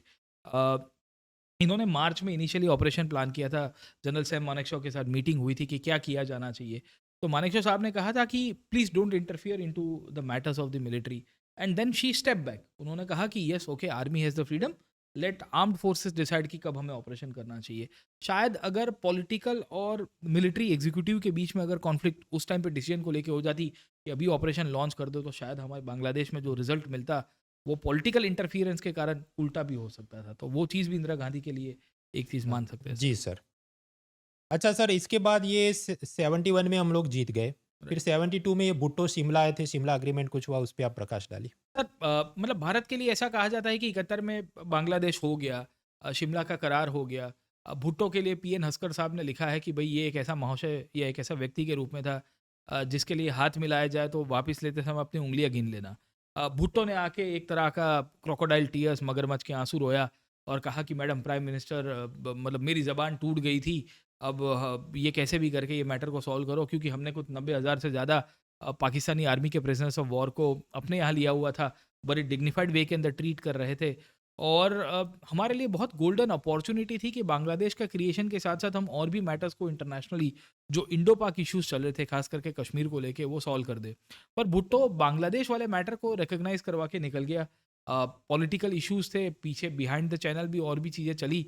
और शिमला में ऐसा कहा जाता है कि मतलब कुछ लोग आलोचना के रूप में इसको देखते हैं कि शायद इंडिया का एक अपर हैंड था कि कश्मीर के मैटर को सॉल्व कर दे, एलओसी के मैटर को सॉल्व कर दे। ये शिमला एग्रीमेंट तो भारत की बहुत बड़ी हार है। कश्मीर की इंटीग्रेशन की जो पूरी कहानी है उसमें कहीं ना कहीं उनकी आलोचना आपको मिल जाएगी।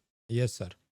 तो बेसिकली इधर भी सर जीवन बोध है, बहुत हवा में नहीं उड़ना चाहिए वरना वो मतलब वो वैसा है कि India won the Wars on the ground but somehow in diplomacy when the final negotiation were taking place तो पासे पलट दिए गए। जैसे अभी रशिया यूक्रेन में बोला जा रहा है कि ट्रंप शायद आएगा और फिर गेम कर देगा। रशिया भले इतनी टेरिटरी कैप्चर करके बैठा हुआ है, कल ट्रंप ने इजराइल हमास के चक्कर में भी आपने देखा सीज फायर करवा दिया, इजराइल को कहा कि तुम वापिस हटो। तो वो चीज़ है सर, डिप्लोमेसी में प्रेशर बहुत काम लग जाता है। Yes sir. उसके बाद अब सर थोड़े मैं विपक्ष में तर्क दूंगा कि ये पड़ोसियों की मदद नहीं करनी चाहिए, क्योंकि ये बांग्लादेश को हमने आज़ादी दिलाई वो एक गलती मुझे तो लगती है, क्योंकि उपकार मानना तो दूर, उल्टा हमारे कुछ इलाके, ये बांग्लादेश का कोई अभी मुजीबुर रहमान जो आया उसका कोई छुटभैया नेता है, वो क्या बोलता है कि बंगाल, आसाम और त्रिपुरा भी बांग्लादेश का हिस्सा है और नक्शा उल्टा करके बताता है। तो उपकार मानना तो दूर की बात है, उल्टा हमारे इलाकों को कब्जे करने की कोशिश करते हैं। दूसरा उदाहरण, ये श्रीलंका की अंदर जो गृह युद्ध चल रहा था एलटीटी वाला, राजीव गांधी उनकी मदद करने गए और अपनी जान से हाथ धोना पड़ा। तो पड़ोसियों की मदद नहीं करनी चाहिए। सर वाजपेयी साहब ने बड़ा उम्दा बयान दिया था कि you can change your enemies but you can not change your neighbour around. So ultimately, it's up to us कि how we perceive our neighbors. So we know there are hostile elements in our neighborhood. हमें पता है कि हमारे neighbourhood के अंदर बड़े अराजक तत्व है। अब उन तत्वों को कैसे डील करना है हम देख लेंगे सर। अब बांग्लादेश में ये हुआ, मुजीबुर रहमान की मृत्यु हो गई, मिलिट्री पावर आई, फिर शेख हसीना फिर से आई, शेख हसीना को हटा के फिर से मोहम्मद यूनुस आए। बट ये कब तक रहेंगे sir? Ultimately there are forces जो इंडिया की विश्वसनीयता के अंदर मानता है, उसकी प्रासंगिकता, उसकी रेलेवेंस, उनको पता है कि इंडिया क्या कर रहा है। हाँ, इसमें कुछ लोग हैं जो इसको मिसयूज कर रहे हैं, पर अगर हम नहीं मदद करेंगे तो देयर इज एवरी पॉसिबिलिटी कोई थर्ड पार्टी आके उनके साथ करीबी साधने की कोशिश करेंगी, वो शायद हमारे इंटरेस्ट के अगेंस्ट में हो। और अगर इंडिया के कंटेक्स्ट में हम ये कह रहे हैं कि इंडिया को विश्वगुरु बनना है, तो मेरा मतलब लोकल थियरी ये चलता है कि पहले अगर दुनिया जीतनी है तो पहले अपनी सोसाइटी और कॉलोनी में अपने दबदबा होना चाहिए, फिर धीरे धीरे बाहर के एरिया में जाओगे। तो इंडिया अपने नेबरहुड के अंदर अपनी प्रेजेंस नहीं रखेगा, वो चाहे हेल्थ के रूप में हो, वो चाहे बाकी सारे इकोनॉमी और मिलिट्री पॉइंट ऑफ से हो, तो फिर अल्टीमेटली ये हमारे लिए बड़ा कॉस्टली हो जाएगा सर। Yes sir. खैर हम वापस आते हैं, ये जो 72 से 74 का ज़माना था, अब क्योंकि बांग्लादेश वाले युद्ध में हम जीते, तो शुरू में तो पब्लिक सेंटिमेंट काफ़ी फेवर में था, लेकिन फिर धीरे धीरे वापस से इंदिरा के खिलाफ फीलिंग चालू हो जाती है। जैसे कि जो अकाल पड़ने लगे और ये सारे शरणार्थी थे, उनको खाना देना पड़ रहा था, तो काफ़ी अपना उसमें संसाधन जा रहे थे। पैरेलली अपनी इंटरनेशनल पावर और बढ़ाने के लिए इन्होंने पोखरण में न्यूक्लियर ब्लास्ट किया, जो स्माइलिंग बुद्धा प्रोजेक्ट था 74 में, और 1998 में वाजपेयी जी ने भी वहाँ पर सेकंड टाइम ब्लास्ट एक्सपेरिमेंट किया, ऑपरेशन शक्ति था। सर आगे तो अब इमरजेंसी की बात आएगी, उससे पहले ये न्यूक्लियर पर आप कुछ बोलना चाहें? सर दो तीन चीज़ें थी।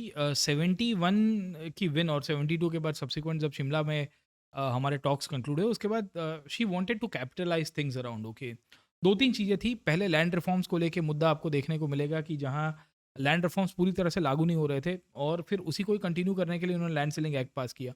वही कहानी न्यूक्लियर के केस में थी। अब देखिए 1950s में होमी भाभा के समय पे हमने न्यूक्लियर प्रोजेक्ट को शुरू तो किया था, बट समहाउ उसको आगे कंटिन्यू ही करवा नहीं पा रहे थे। 67-68 तक आओगे तो आप देखोगे तो नॉन प्रोलिफरेशन ट्रीटी साइन करवा दी जाती है, और इंडिया जानबूझ के उसको साइन नहीं कर रहा था। इनफैक्ट उस टाइम पे भी हमारे ऊपर बहुत प्रेशर था।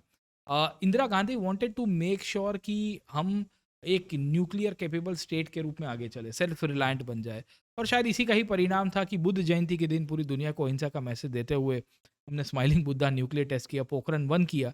और अमेरिका बड़ा नाराज़ हुआ था, क्योंकि एक तो बांग्लादेश वाला केस हो गया था, तब से वो नाराज़ था। तब तो सोवियत रूस हमारे साथ रहा। इनफैक्ट 73-74 तक आते आते हमने ये फिर से असर्ट किया है कि we are a sovereign nation. तो ये बड़ी सिग्निफिकेंट टास्क के रूप में हम कहेंगे, और वर्ल्ड जो जियोपॉलिटिकल चैलेंजेस थे उन्होंने उसको डील किया, अच्छी तरह से डील किया सर। Yes sir. अब चलते हैं ये इमरजेंसी की तरफ।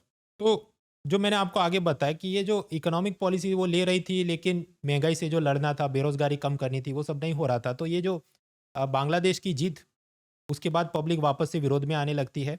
2 राज्यों में प्रचंड आंदोलन शुरू होते हैं।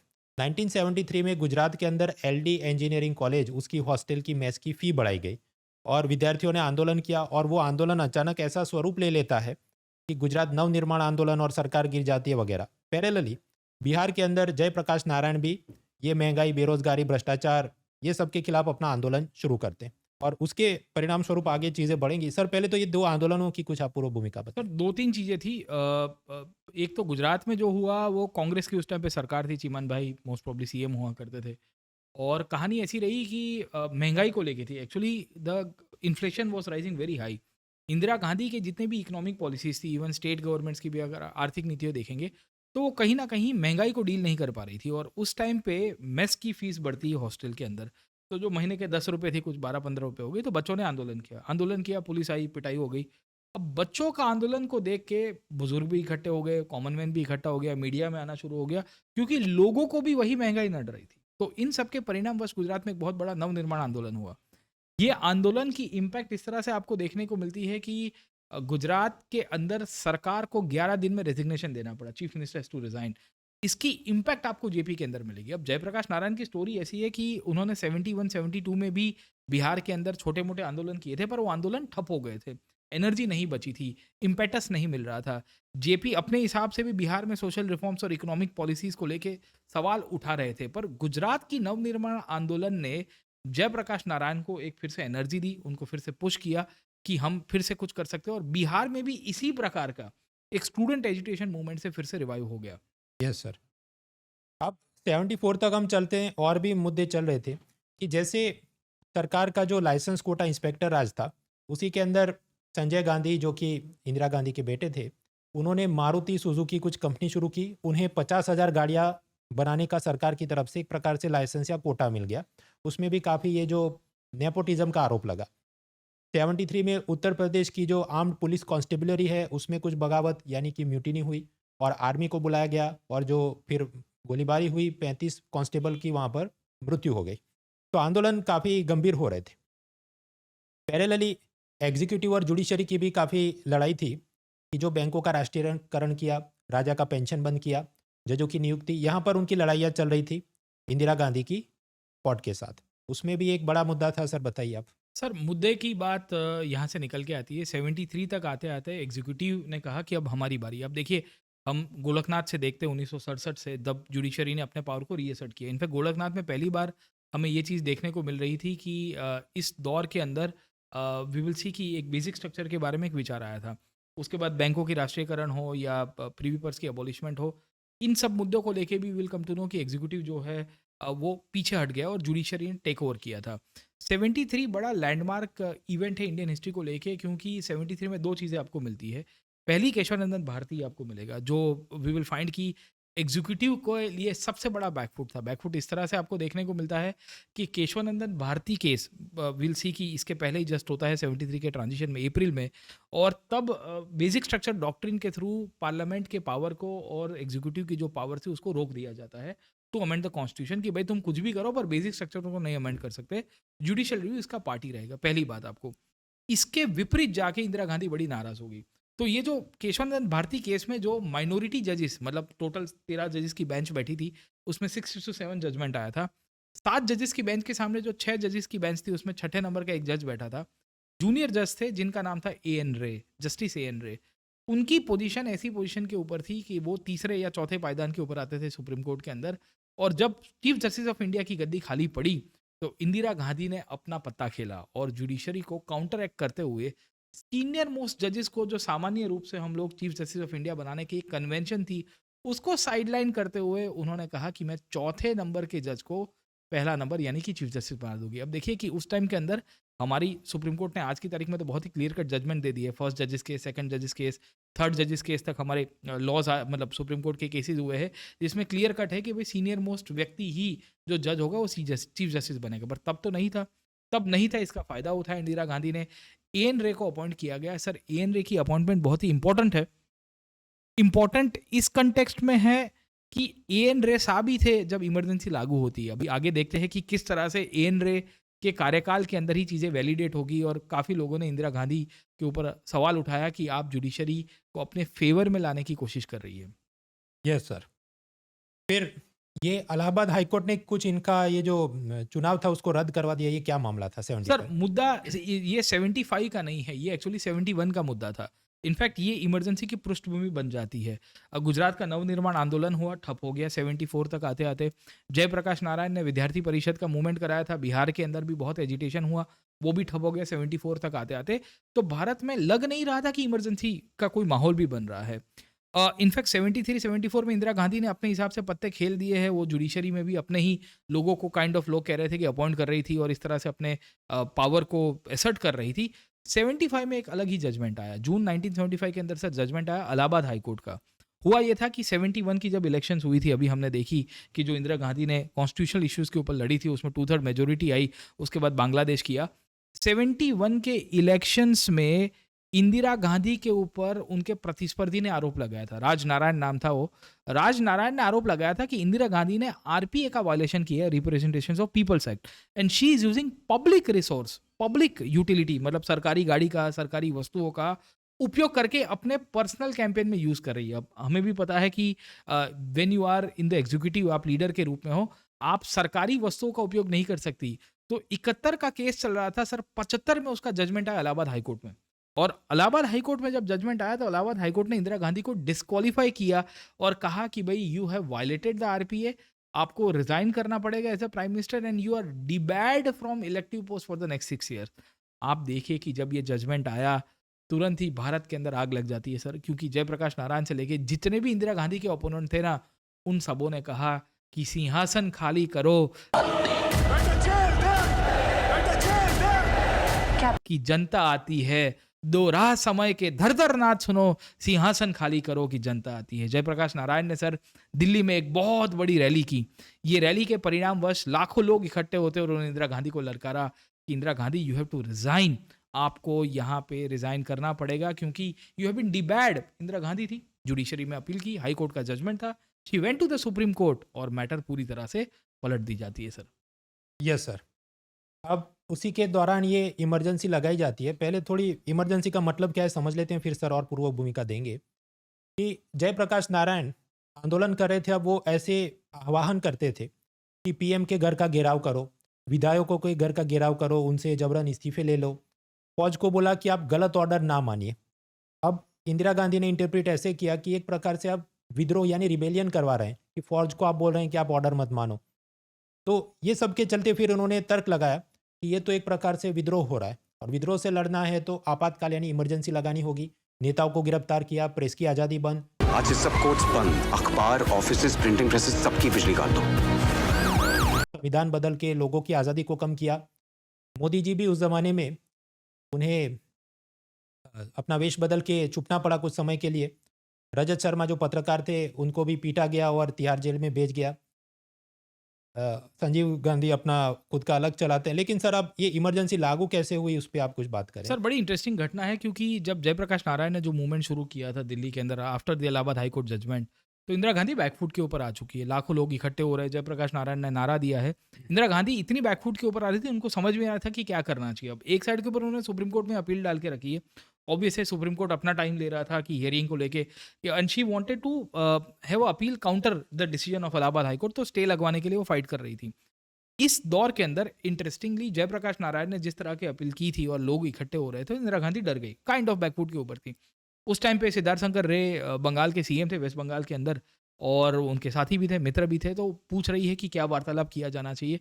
तब सिद्धार्थ शंकर रे ने कहा कि madam ji, this is the perfect opportunity to use article 352 of the Indian constitution. अब देखिए 352 में सर एक प्रोविजन डाला गया था उस टाइम के अंदर, emergency imposition based on the context of internal disturbance. अब जयप्रकाश नारायण ने जो स्पीच दी थी उसमें क्या कहा था, पीएम का घुराव करो, ये रिजाइन के लिए फोर्स करो, आर्मी को और ब्यूरोक्रेसी को कहा गया कि आप नॉन कॉपरेशन कर दो, पुलिस वालों को कहा गया कि तुम किसी को अरेस्ट मत करना, किसी के ऊपर लाठी मत चलाना। तो ये एक इंटरनल डिस्टर्बेंस का आधार बन के आया। अब सर आयरोनिकली या अनफॉर्चुनेट घटना ये बनी कि जब इमरजेंसी लागू करनी होती है तो कैबिनेट का एक प्रस्ताव जाता है प्रेसिडेंट के पास, और प्रेसिडेंट तब जाके वो उसको लागू करते हैं, एग्जीक्यूटिव ऑर्डर्स के देते हैं कि भाई चलो अब 352 लागू कर रहे हैं based on the internal disturbance. यहाँ सर वर्बल ऑर्डर दिया जाता है to the president of India. पूरी कैबिनेट की सहमति आवश्यक होती है इंदिरा जी। मैं ही कैबिनेट हूँ, राष्ट्रपति जी। प्रेसिडेंट कौन थे? वीवी गिरी साहब। अभी हमने देखा पहले इंडिपेंडेंट कैंडिडेट थे जिनको प्रेसिडेंट बनाया था based on the support of Indira Gandhi, क्योंकि वो सामने नीलम संजीव रेड्डी जो थे वो कांग्रेस की तरफ से लड़ रहे थे सिंडिकेट की सपोर्ट की बेसिस के ऊपर से।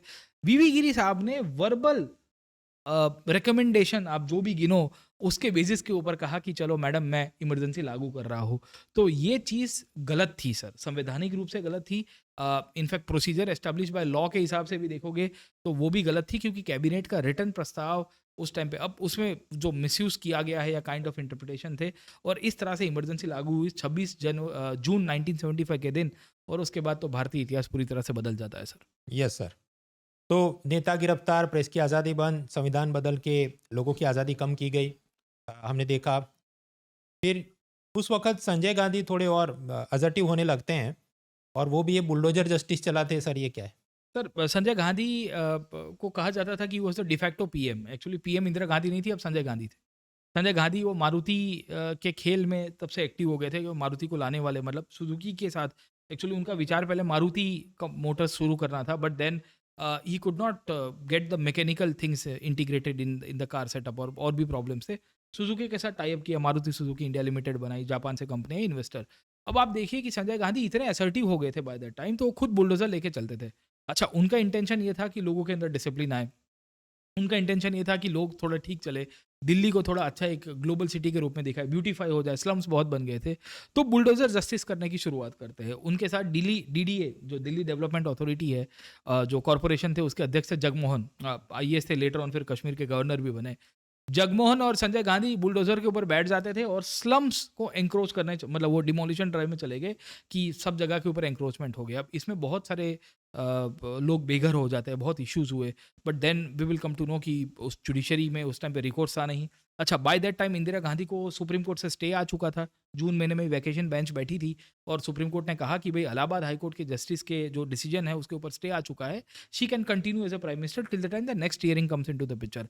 तो आप देखिए जुडिशरी की कोई चिंता है नहीं, यहाँ पे आप देखोगे एग्जीक्यूटिव पावर पूरे हाथ में आ चुका है इमरजेंसी के कारण, और Sanjay Gandhi de facto prime minister बन गए। पुलिस अपने पावर को मिसयूज कर रही थी, पॉलिटिकल लीडर्स को अरेस्ट कर दिया जाता है, वाजपेयी से लेके अडवाणी से लेके आप देखोगे जेटली साहब से लेके कितने सारे लीडर्स के साथ दिक्कतें हो रही थी, और जितने भी ऑपोजिशन थे cutting across the party lines. Okay, आज जिन्हें हम लोग देख रहे हैं उन सब की हालत ऐसी ही आपको मिल जाएगी सर।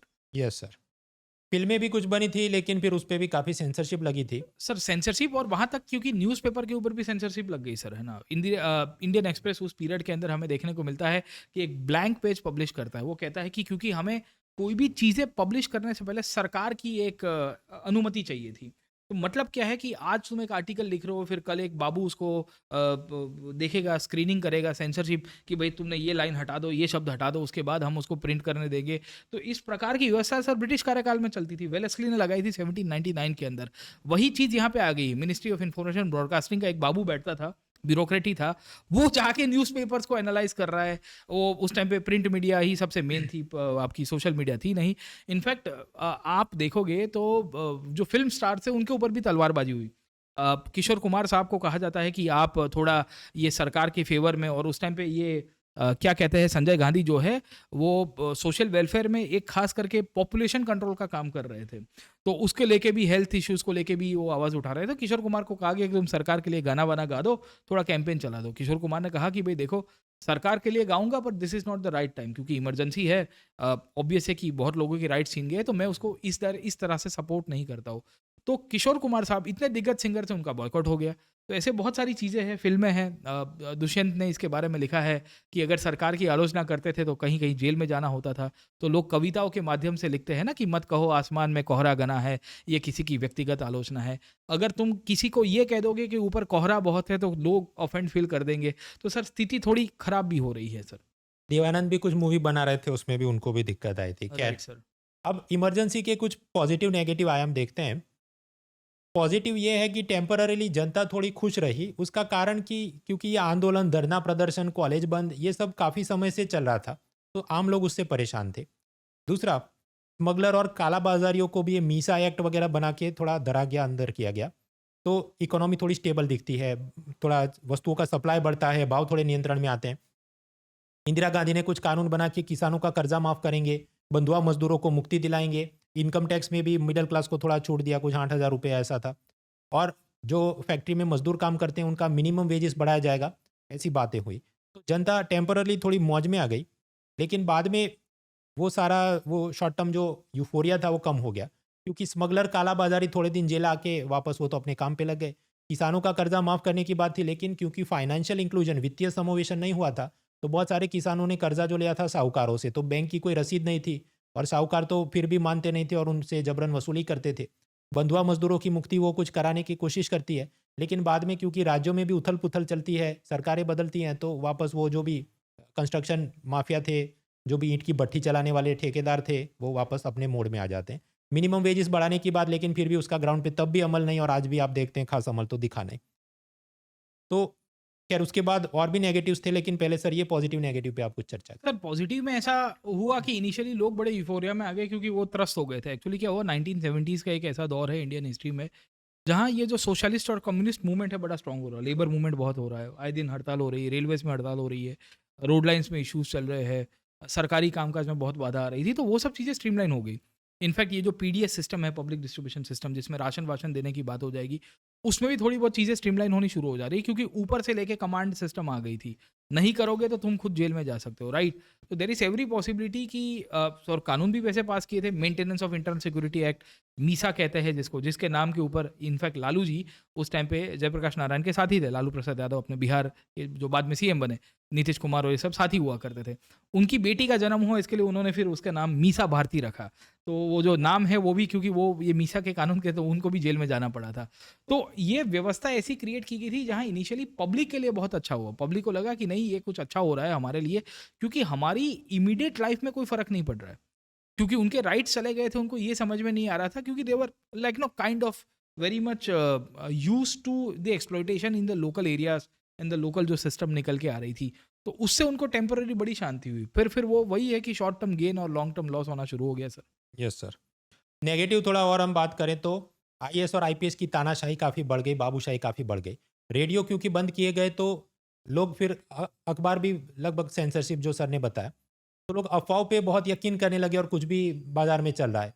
नसबंदी का कोटा जो लगाया गया, टीचर्स और आईएएस और आईपीएस सब ऑफिसर्स को बोला गया इतने लोगों की ज़बरदस्ती नसबंदी करनी है, वो एक बड़ी, और लेखक चिंतक काफ़ी जेल में चले गए। तो ये आयामों पर सर कुछ बताइए। सर ये प्रॉब्लमेटिक इस तरह से था कि देखो सर, हम डेमोक्रेसी में कहते हैं of the people for the people by the people, यहाँ of the bureaucracy for the bureaucracy and by the bureaucracy हो गया था, क्योंकि ब्यूरोक्रेसी सरकार चला रही थी। अब होता क्या है कि एक कॉमन मैन की प्रॉब्लम है, उसके घर के पास कुछ स्ट्रीट लाइट का प्रॉब्लम आ गया, चलो अब लोकल कॉरपोरेटर होता है, लोकल एमएलए होता है, उसको जाके वो रजूआत करेगा तो शायद उसको कोई सुनेगा, और वो बंदा जाके ब्यूरोक्रेसी को जाके कहेगा कि इसको रिपेयर करो, ठीक कर दो इसका जो भी प्रॉब्लम है। अब ऐसा हो गया कि ब्यूरोक्रेसी सरकार बन गई है, वही राजा बन गया है, रॉल एंट्री इनकी इस पीरियड के अंदर चल रही है, ठाए ठाए करके अपने हिसाब से चला रहे हैं, और इनके ऊपर कोई अकाउंटेबिलिटी है नहीं। जुडिशरी का पावर टाइम बिंग तो आप देखोगे तो काउंटर हो चुका है। पॉलिटिकल जो अपोजिशन होता है, अपोजिशन का काम ही ये होता है कि वो सरकार को घेरे, ये अगर ब्यूरोक्रेसी काम नहीं कर रही है या अपने पावर को अब्यूज़ कर रही है तो उसको काउंटर करे। प्रेस उस पीरियड में लिख सकती थी, प्रेस का भी पावर चला गया कि प्रेस के ज़्यादातर पत्रकारों को डर इस बात के ऊपर ही था कि अगर सरकार के सामने कुछ उल्टा सुल्टा लिख दिया, सरकार की अगर हमने उनकी लिमिटेशंस बता दी कि आपकी ये गलती है, तो वो भी जेल में चले जाएंगे। तो इस परिस्थिति के अंदर फिर लोगों के अंदर जो इनिशियली जो एक वो था ना, हनीमून पीरियड था कि भाई एकदम बढ़िया है, जीवन सेट हो गया है, अब वो धीरे धीरे करके बाहर निकल के आ रहा है। सुनवाई नहीं हो रही है, पब्लिक से कट आउट हो गए हैं, पूरी की पूरी ब्यूरोक्रेसी सेंट्रिक कमांड सिस्टम में चल रही है। इनफैक्ट संजय गांधी उस पीरियड में पॉपुलेशन कंट्रोल के मेजर के नाम के ऊपर इन्होंने नसबंदी करवाना शुरू किया, और पुलिस को और मेडिकल वालों को और बाकी सारे जितने भी सरकार के स्टाफ थे उन सबको एडमिनिस्ट्रेटिवली ऑर्डर दिए जाते थे कि तुम्हारे यहाँ दिन का 100 लोगों का नसबंदी होना चाहिए। अब वो बच्चों से लेके बुजुर्ग तक सबकी नसबंदी कर देते थे। ऐसे लोग जिनकी शादी नहीं हुई उनकी भी नसबंदी हो गई, जो 60-70 साल का है उसको आवश्यकता नहीं है नसबंदी करने की, उसकी भी नसबंदी करवा दी। तो इन स्थिति में आप देखिए पब्लिक कितने गुस्से होगी सर, उनके राइट्स को अब्यूज़ किया जा रहा है। Article 21 right to life with dignity है ना, जो एक डिग्निफाइड लाइफ है वो भी आपकी चली जा रही है, तो कौन सपोर्ट करेगा ऐसी एक्शंस को। तो धीरे धीरे करके ये जो मैं वही फिर से वही शब्द करूंगा कि जो हनीमून पीरियड, नई नई शादी होती है तो पहले 6 महीना लग रहा है कि यही है ना, यही है मेरा जीवन है, यही है, and then you realize after 3-4-6 months around कि भाई ये जीवन मतलब है ना बड़ा कठिन है। तो यहाँ पे भी वैसी कहानी आपको मिल जाएगी सर। Yes sir. मित्रों, ये जो इमरजेंसी 77 में हटाई गई उस पर 2 थियरी चलती हैं। पहले मैं आपको ओवरव्यू दूं, फिर प्रतीक सर उस पर अपनी बात रखें। पहली तो ये थियरी चलती है कि क्योंकि इंदिरा गांधी एक डेमोक्रेट थी, उसको बहुत लोकतंत्र में यकीन था, वो तानाशाह नहीं थी, इमरजेंसी तो सच में टेम्पररी थी, ये तो जयप्रकाश नारायण इतनी धमाल कर रहे थे, उसको रोकने के लिए ये किया। इस कारण से फिर अल्टीमेटली उन्होंने इमरजेंसी हटाया और चुनाव किया। थियरी नंबर 2 जो इनके क्रिटिक्स बताते हैं कि आईएएस की तानाशाही हद से बाहर बढ़ गई थी, और इंदिरा गांधी को जब ये रिपोर्ट मिलने लगे तो उन्हें लगा कि ये अपने कंट्रोल में नहीं है सब। और दूसरा एक कारण ये था कि इंदिरा गांधी के चाटुकारों ने बोला कि इमरजेंसी के बाद जनता आपकी फैन बॉय बन गई है, तो अब आप इलेक्शन करोगे तो ये जेपी मोरारजी देसाई को कुछ वोट नहीं आने, आप ही चुनाव जीतने वाली हैं। तो इस ओवर कॉन्फिडेंस में उन्होंने ये इमरजेंसी हटाया, चुनाव किया, लेकिन चुनाव आप जानते हैं फिर वो हार जाएंगी। तो सर ये दोनों में से कौन सा तर्क ज़्यादा सही है? मतलब सर दोनों का मिक्सचर है और अलग अलग प्रकार के ओपिनियन है। इसके पीछे के कारण आप समझिए कि इंदिरा गांधी अगर खुद मतलब कुछ लोगों का ये मानना है कि इंदिरा गांधी बड़ी डिक्टेटोरियल थॉट से बिलोंग करती है, तो वो फिर इमरजेंसी हटाती ही नहीं। पहली बात तो ये है। मेनली जो फैन बॉय मूवमेंट है वो ज़्यादा इसमें लागू पड़ता है, क्योंकि इंदिरा गांधी ग्राउंड से कट आउट हो चुकी थी बाय दैट टाइम, क्योंकि ज़्यादातर लीडर्स जो अपोजिशन में थे या मीडिया या प्रेस जो उनके सामने या उनको रियलिटी दिखा सकता था, वो चित्र ही नहीं निकल के आया, राइट। तो उनकी जो ब्यूरोक्रेसी के लोग हैं और ख़ास करके उनके जो साथी पॉलिटिकल एडवाइजर्स थे, ये सबके सब इंदिरा गांधी को ये दर्शन दिखा रहे थे कि भाई आप के फेवर में है सब कुछ, आपको कोई दिक्कत नहीं होगी, आप अगर अभी चुनाव कराओगे तो बड़ी पॉपुलैरिटी। और फिर आंकड़े भी वैसे दिख रहे थे उनको सरकार के अंदर, क्योंकि अकाउंटेबिलिटी थी नहीं कोई ऑफिसर की कि अगर कुछ उल्टा सुल्टा भी लिख के दे दे तो ऊपर क्या कोई क्रॉस चेक करने वाला है, या मीडिया उसको एक्सपोज कर देगा, या अपोजिशन पार्टी वाला मुद्दा उठाएगा। तो इन परिस्थिति में इंदिरा गांधी के लिए ये कहा जाता है कि because she lacked good adviser जो उनको राइट पिक्चर दिखा पाए, और इसी के ही परिणाम स्वरूप वी विल सी कि वो 77 में चुनाव कराती है। इसमें कुछ लोग ये भी कहते हैं कि भाई Indira Gandhi was also tired, in fact she did not wanted to continue this emergency measure, क्योंकि वो एक टेम्पररी मेजर के रूप में था। उनको लग रहा था कि उस दौर में 75 में इंटरनल डिस्टर्बेंस हो गया है और इसके कारण इन्हें लागू किया। तो अलग अलग प्रकार की हाइपोथेसिस इसमें दी गई है सर। Yes sir.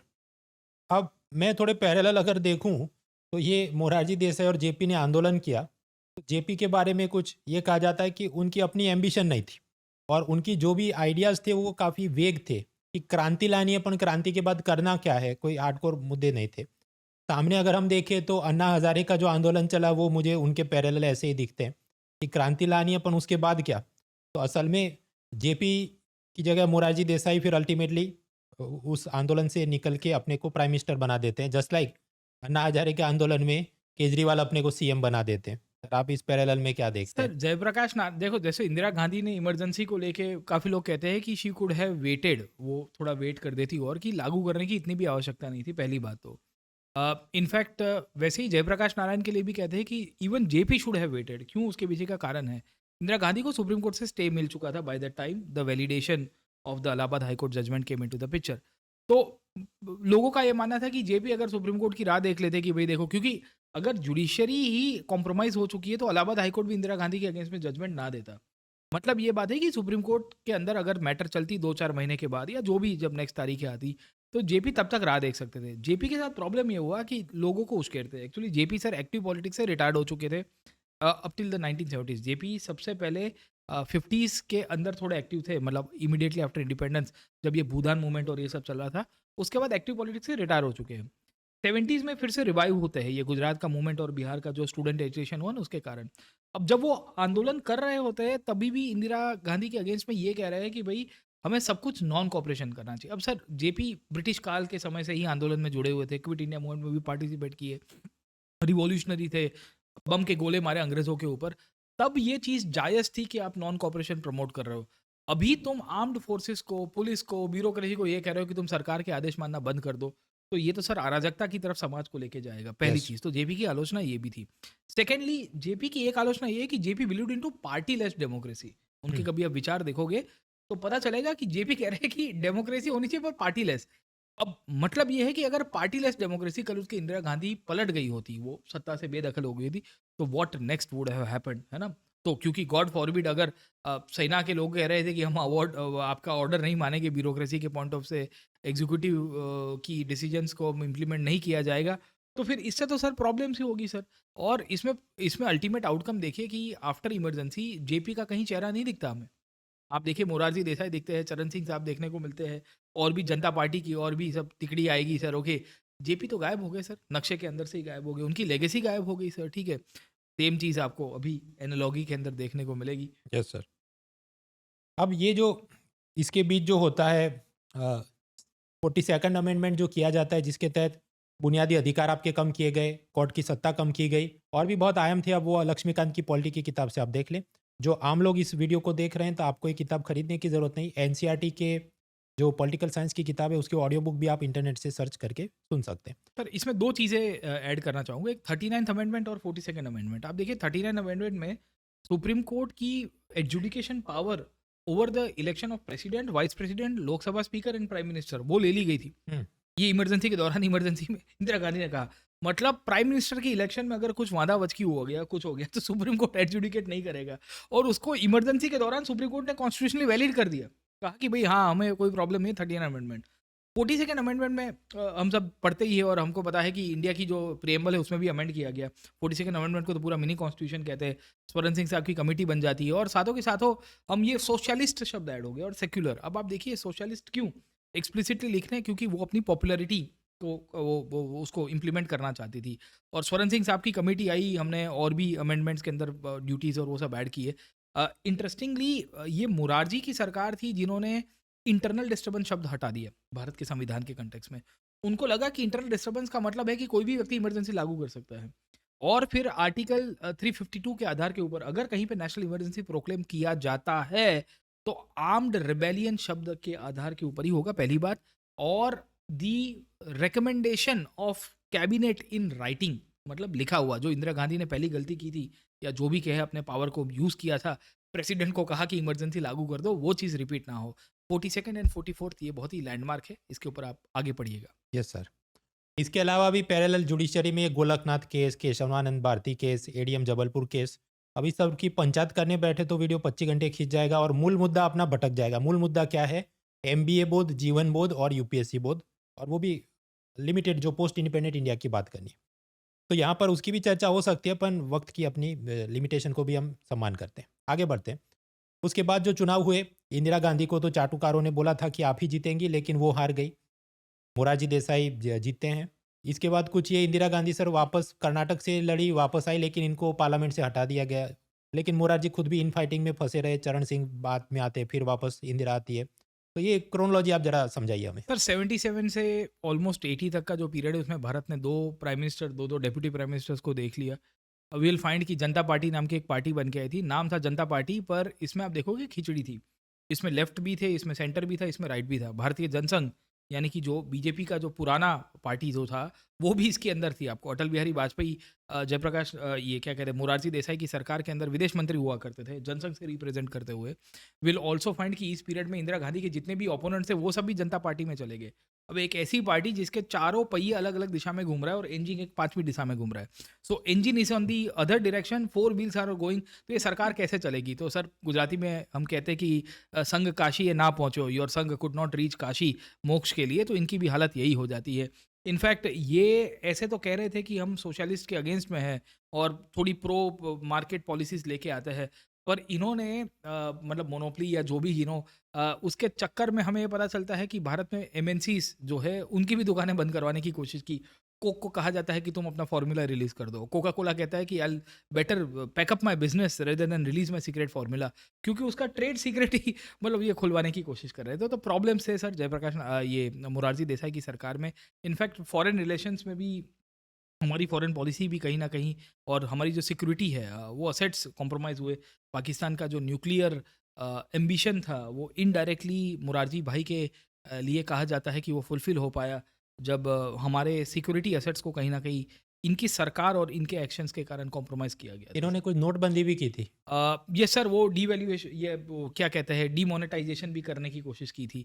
तो ऐसे बहुत सारे एक्सपेरिमेंट्स है जो 1.5-2 साल के अंदर हुए और इन सब के कारण पब्लिक को इंदिरा गांधी की वैल्यू फिर से समझ में आ रही थी। मतलब 77-80 के ट्रांजिशन के बीच में इंदिरा गांधी के ऊपर केस चलता है। तो एक कमीशन बनता है, शाह कमीशन, जहां विल कम टू नो कि इंदिरा गांधी को कहा जाता है कि तुम्हें हाजिर रहना पड़ेगा एज ए प्राइम मिनिस्टर, तुम्हारे ऊपर इंक्वायरी की जाएगी इमरजेंसी के एक्सेसेस के कारण। तो बहुत सारे प्रॉब्लम रहे। इनफैक्ट मोरारजी भाई के साथ ये भी हुआ कि वो ब्यूरोक्रेसी से भी बड़े खफा रहे, क्योंकि उनको लग रहा था कि bureaucracy has been a party of power sharing with Indira Gandhi during the days of emergency.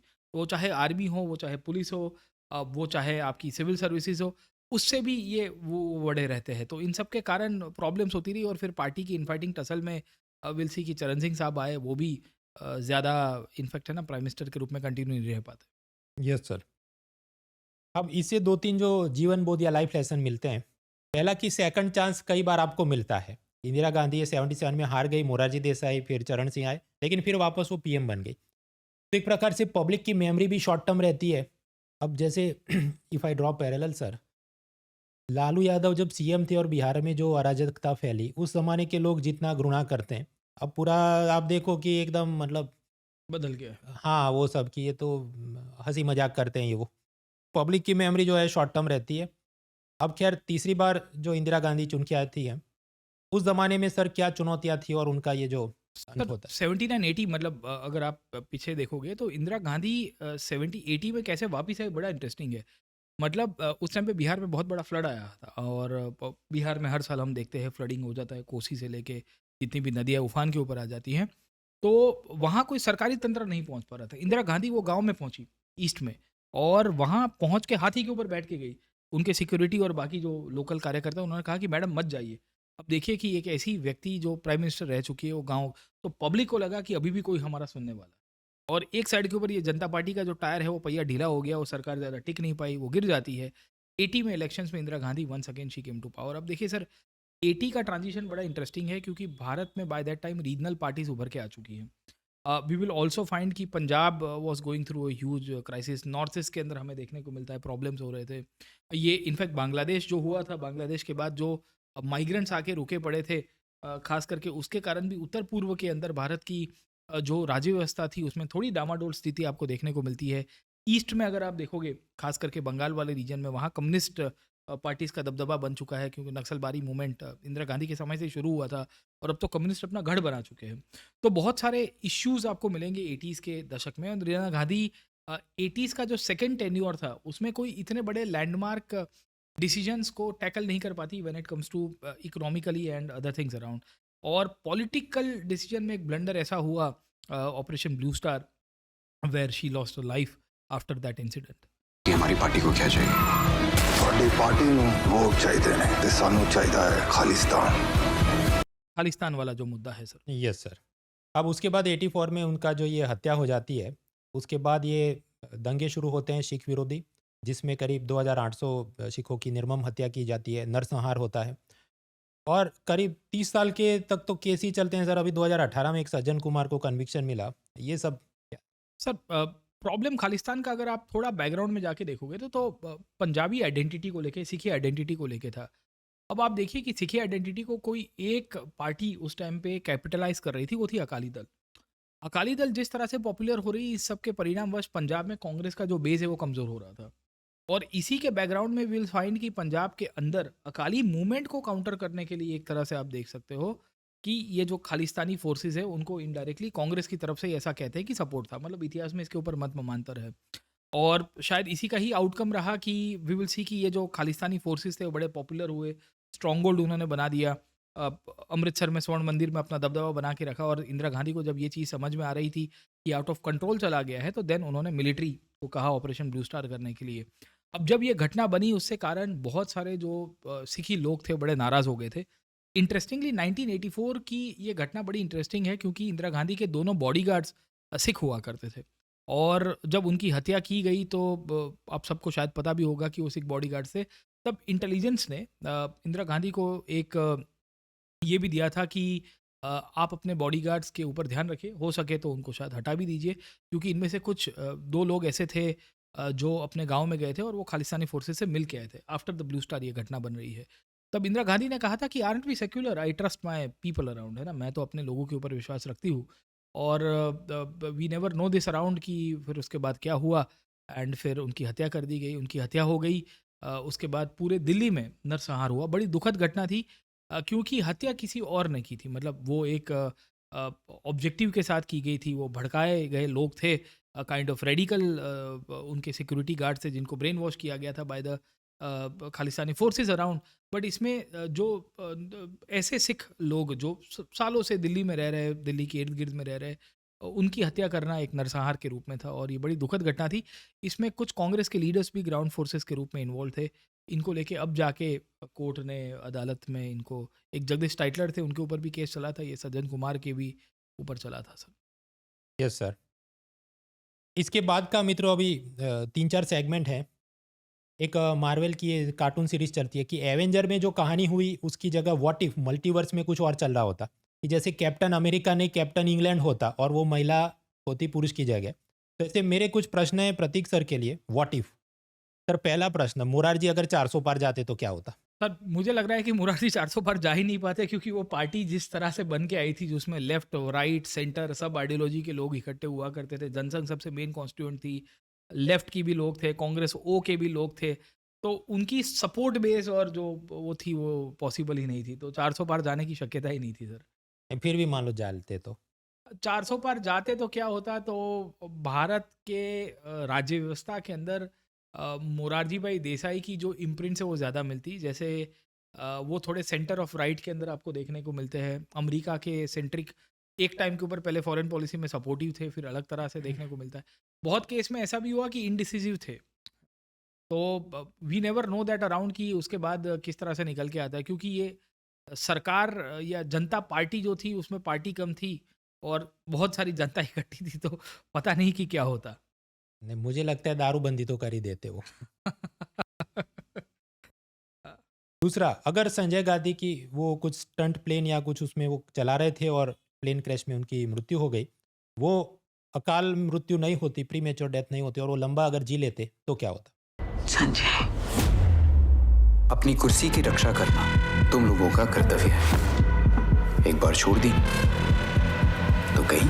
Sir दो चीज़ें थी, संजय गांधी आप देखिए इमरजेंसी के दौरान भी उनके पावर ने, उन्होंने जितने पावर को अब्यूज़ किया है, मतलब कोई इतना नहीं कर सकता था।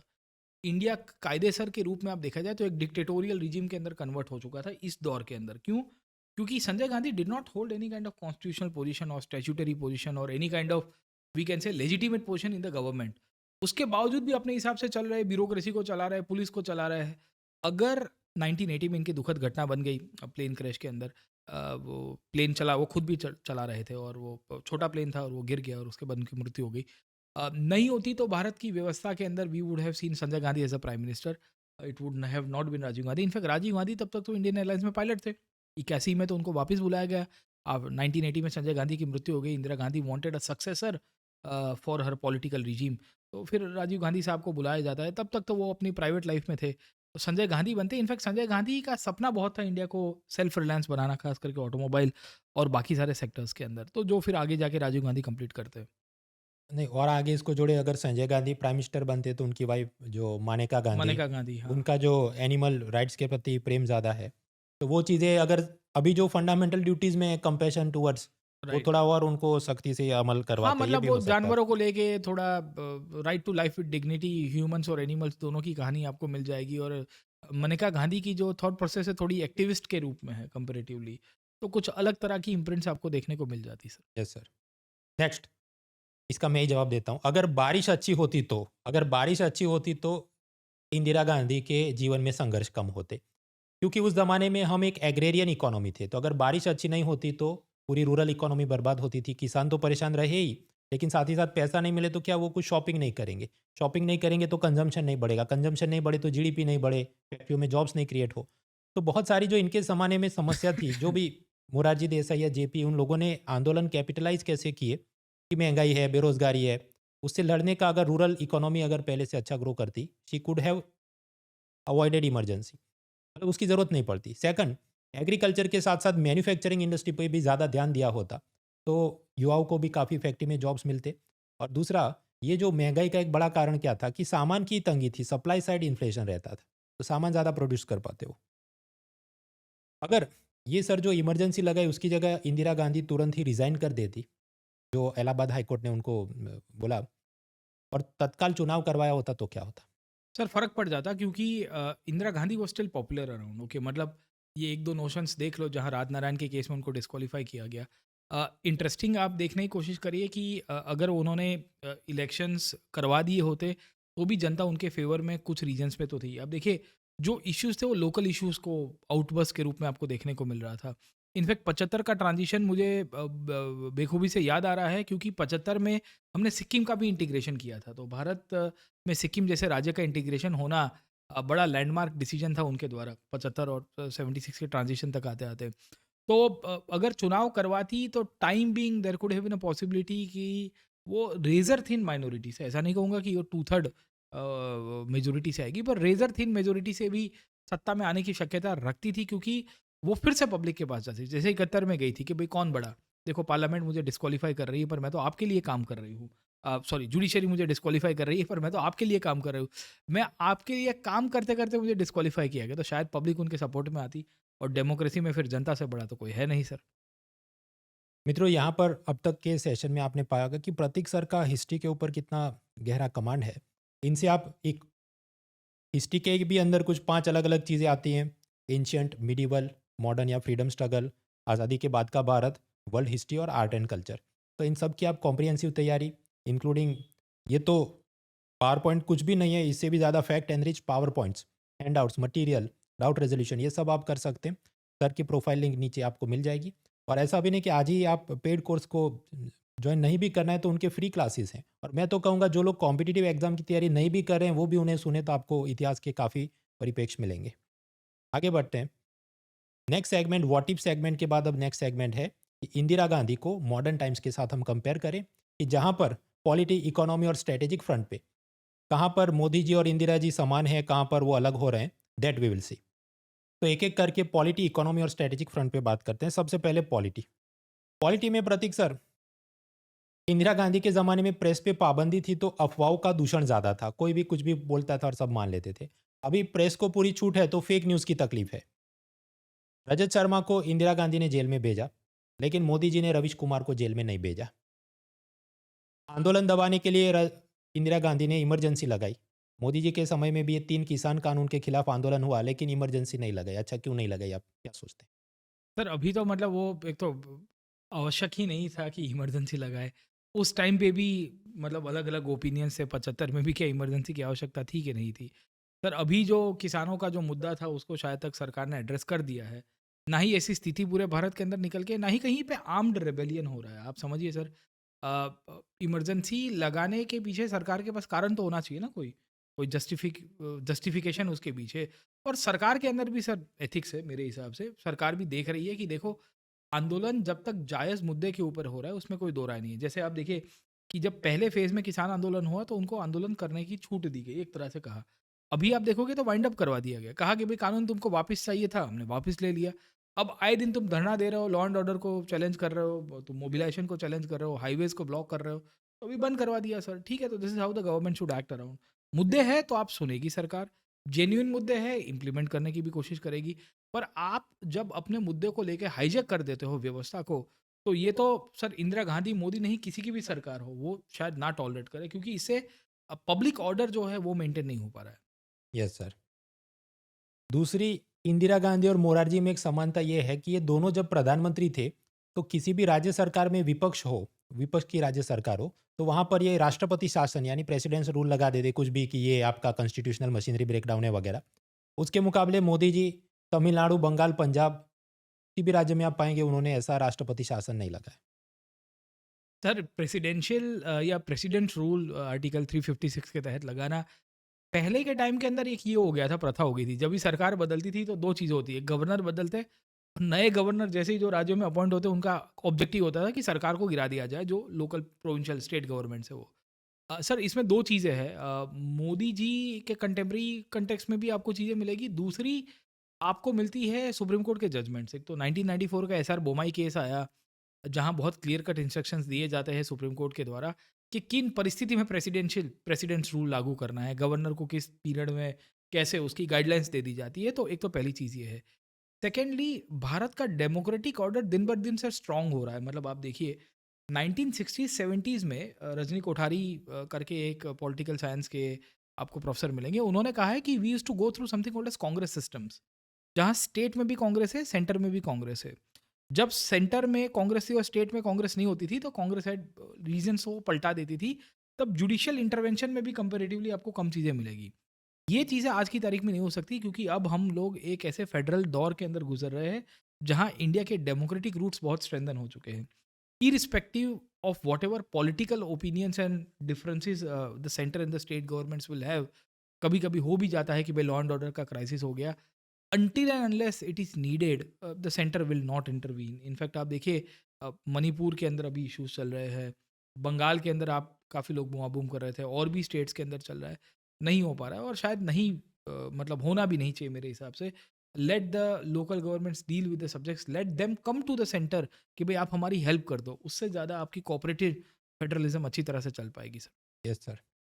तीसरा,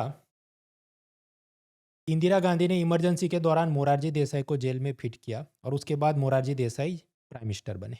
on the other hand Manmohan Singh, उन्होंने जब वो पीएम थे तो मोदी जी को जेल में फिट नहीं किया, तो यानी कि Manmohan is not equal to Indira Gandhi और Modi ji is not equal to Morarji Desai, क्योंकि मोदी जी जेल में नहीं गए थे। खैर सर, ये मतलब तो ये अपना व्यंग्य है। सब्जेक्टिव हो जाएगा। अभी गंभीर मुद्दे पे हाँ। आते हैं। प्रचंड बहुमत दोनों के पास आया था, फिर भी इंदिरा गांधी वो आर्टिकल 370 और कश्मीर का मुद्दा क्यों नहीं हल कर पाई और मोदी जी ने किया? सर दो चीज़ें थी। एक तो जब ताशकंद में ये लोग शिमला में ये लोग मिले 1932 के मार्च महीने में, तो इंदिरा गांधी के ऊपर ऑलरेडी प्रेशर था कि भाई आप ये ईस्ट पाकिस्तान कर दिया, अब इससे ज़्यादा आगे मत बढ़ना। इंडिया के पास एक अपर हैंड था डिप्लोमेटिकली कि भाई वो पीओके वाला मैटर को भी सॉल्व कर दे और 370, तो 370 का उस टाइम पे सर मुद्दा नहीं निकल के आ रहा था कि कश्मीर का इंटीग्रेशन ठीक ठाक हो चुका है।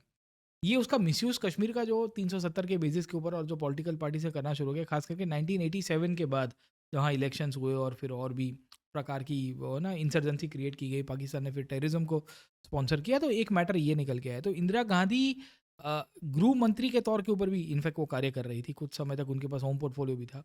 बीइंग अ प्राइम मिनिस्टर वो डिसीजन मेकर तो थी ही, बट हमें उनको इस लाइन से देखना चाहिए कि she had already created a nation around. Immediately Bhutto थोड़ा बहुत रो भी पड़ता है कि मैडम जी अगर आप ये ईस्ट पाकिस्तान को बांग्लादेश तो बना दिया, अब कश्मीर वाले मैटर को भी साथ में लेके आएगी और यहाँ शिमला में ही यहाँ एग्रीमेंट करवाने के लिए तैयार करवा देगी, तो मैं पाकिस्तान वापस जा नहीं पाऊंगा, जाऊंगा तो मेरी फौज मुझे लटका ना दे। और ऐसा हुआ। भुट्टो को तो 1979 में पाकिस्तानी आर्मी ने फिर हैंग कर दिया सर, ठीक है। तो स्थिति ऐसी थी कि इंदिरा गांधी पॉलिटिकली थोड़ी बैकफुट के ऊपर थी, इंटरनेशनल प्रेशर्स भी थे। शायद कश्मीर के मैटर को लेकर हम ज़्यादा असर्टिव होते तो यूएसएसआर जो उस टाइम पे हमारी मदद कर रहा था वो हेल्प ना करे। इकोनॉमिकली हम थोड़े फ्रजाइल थे, हम भी एक वॉर 13 दिन की लड़ाई करके आए थे, रेफ्यूजीज़ के मैटर को हमको रिजॉल्व करना था और भी चैलेंजेस थे, तो शायद तक वो नहीं कर पाए सर। Yes sir.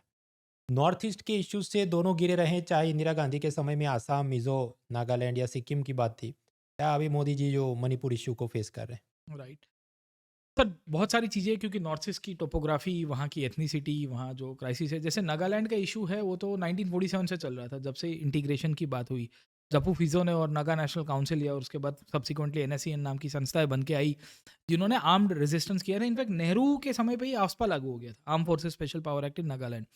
63 में नेहरू ने उसको एक स्टेट का दर्जा भी दिलवाया और उसके बाद इंदिरा गांधी सब्सिक्वेंटली डील कर रही थी, तो वहाँ लॉ एंड ऑर्डर को लेके काम कर रही थी, ऐसा नहीं था। मिजोरम में सर प्रॉब्लम हो गया। मिजोरम में लाल डेंगा ने इंदिरा गांधी के समय पे हथियार उठाए।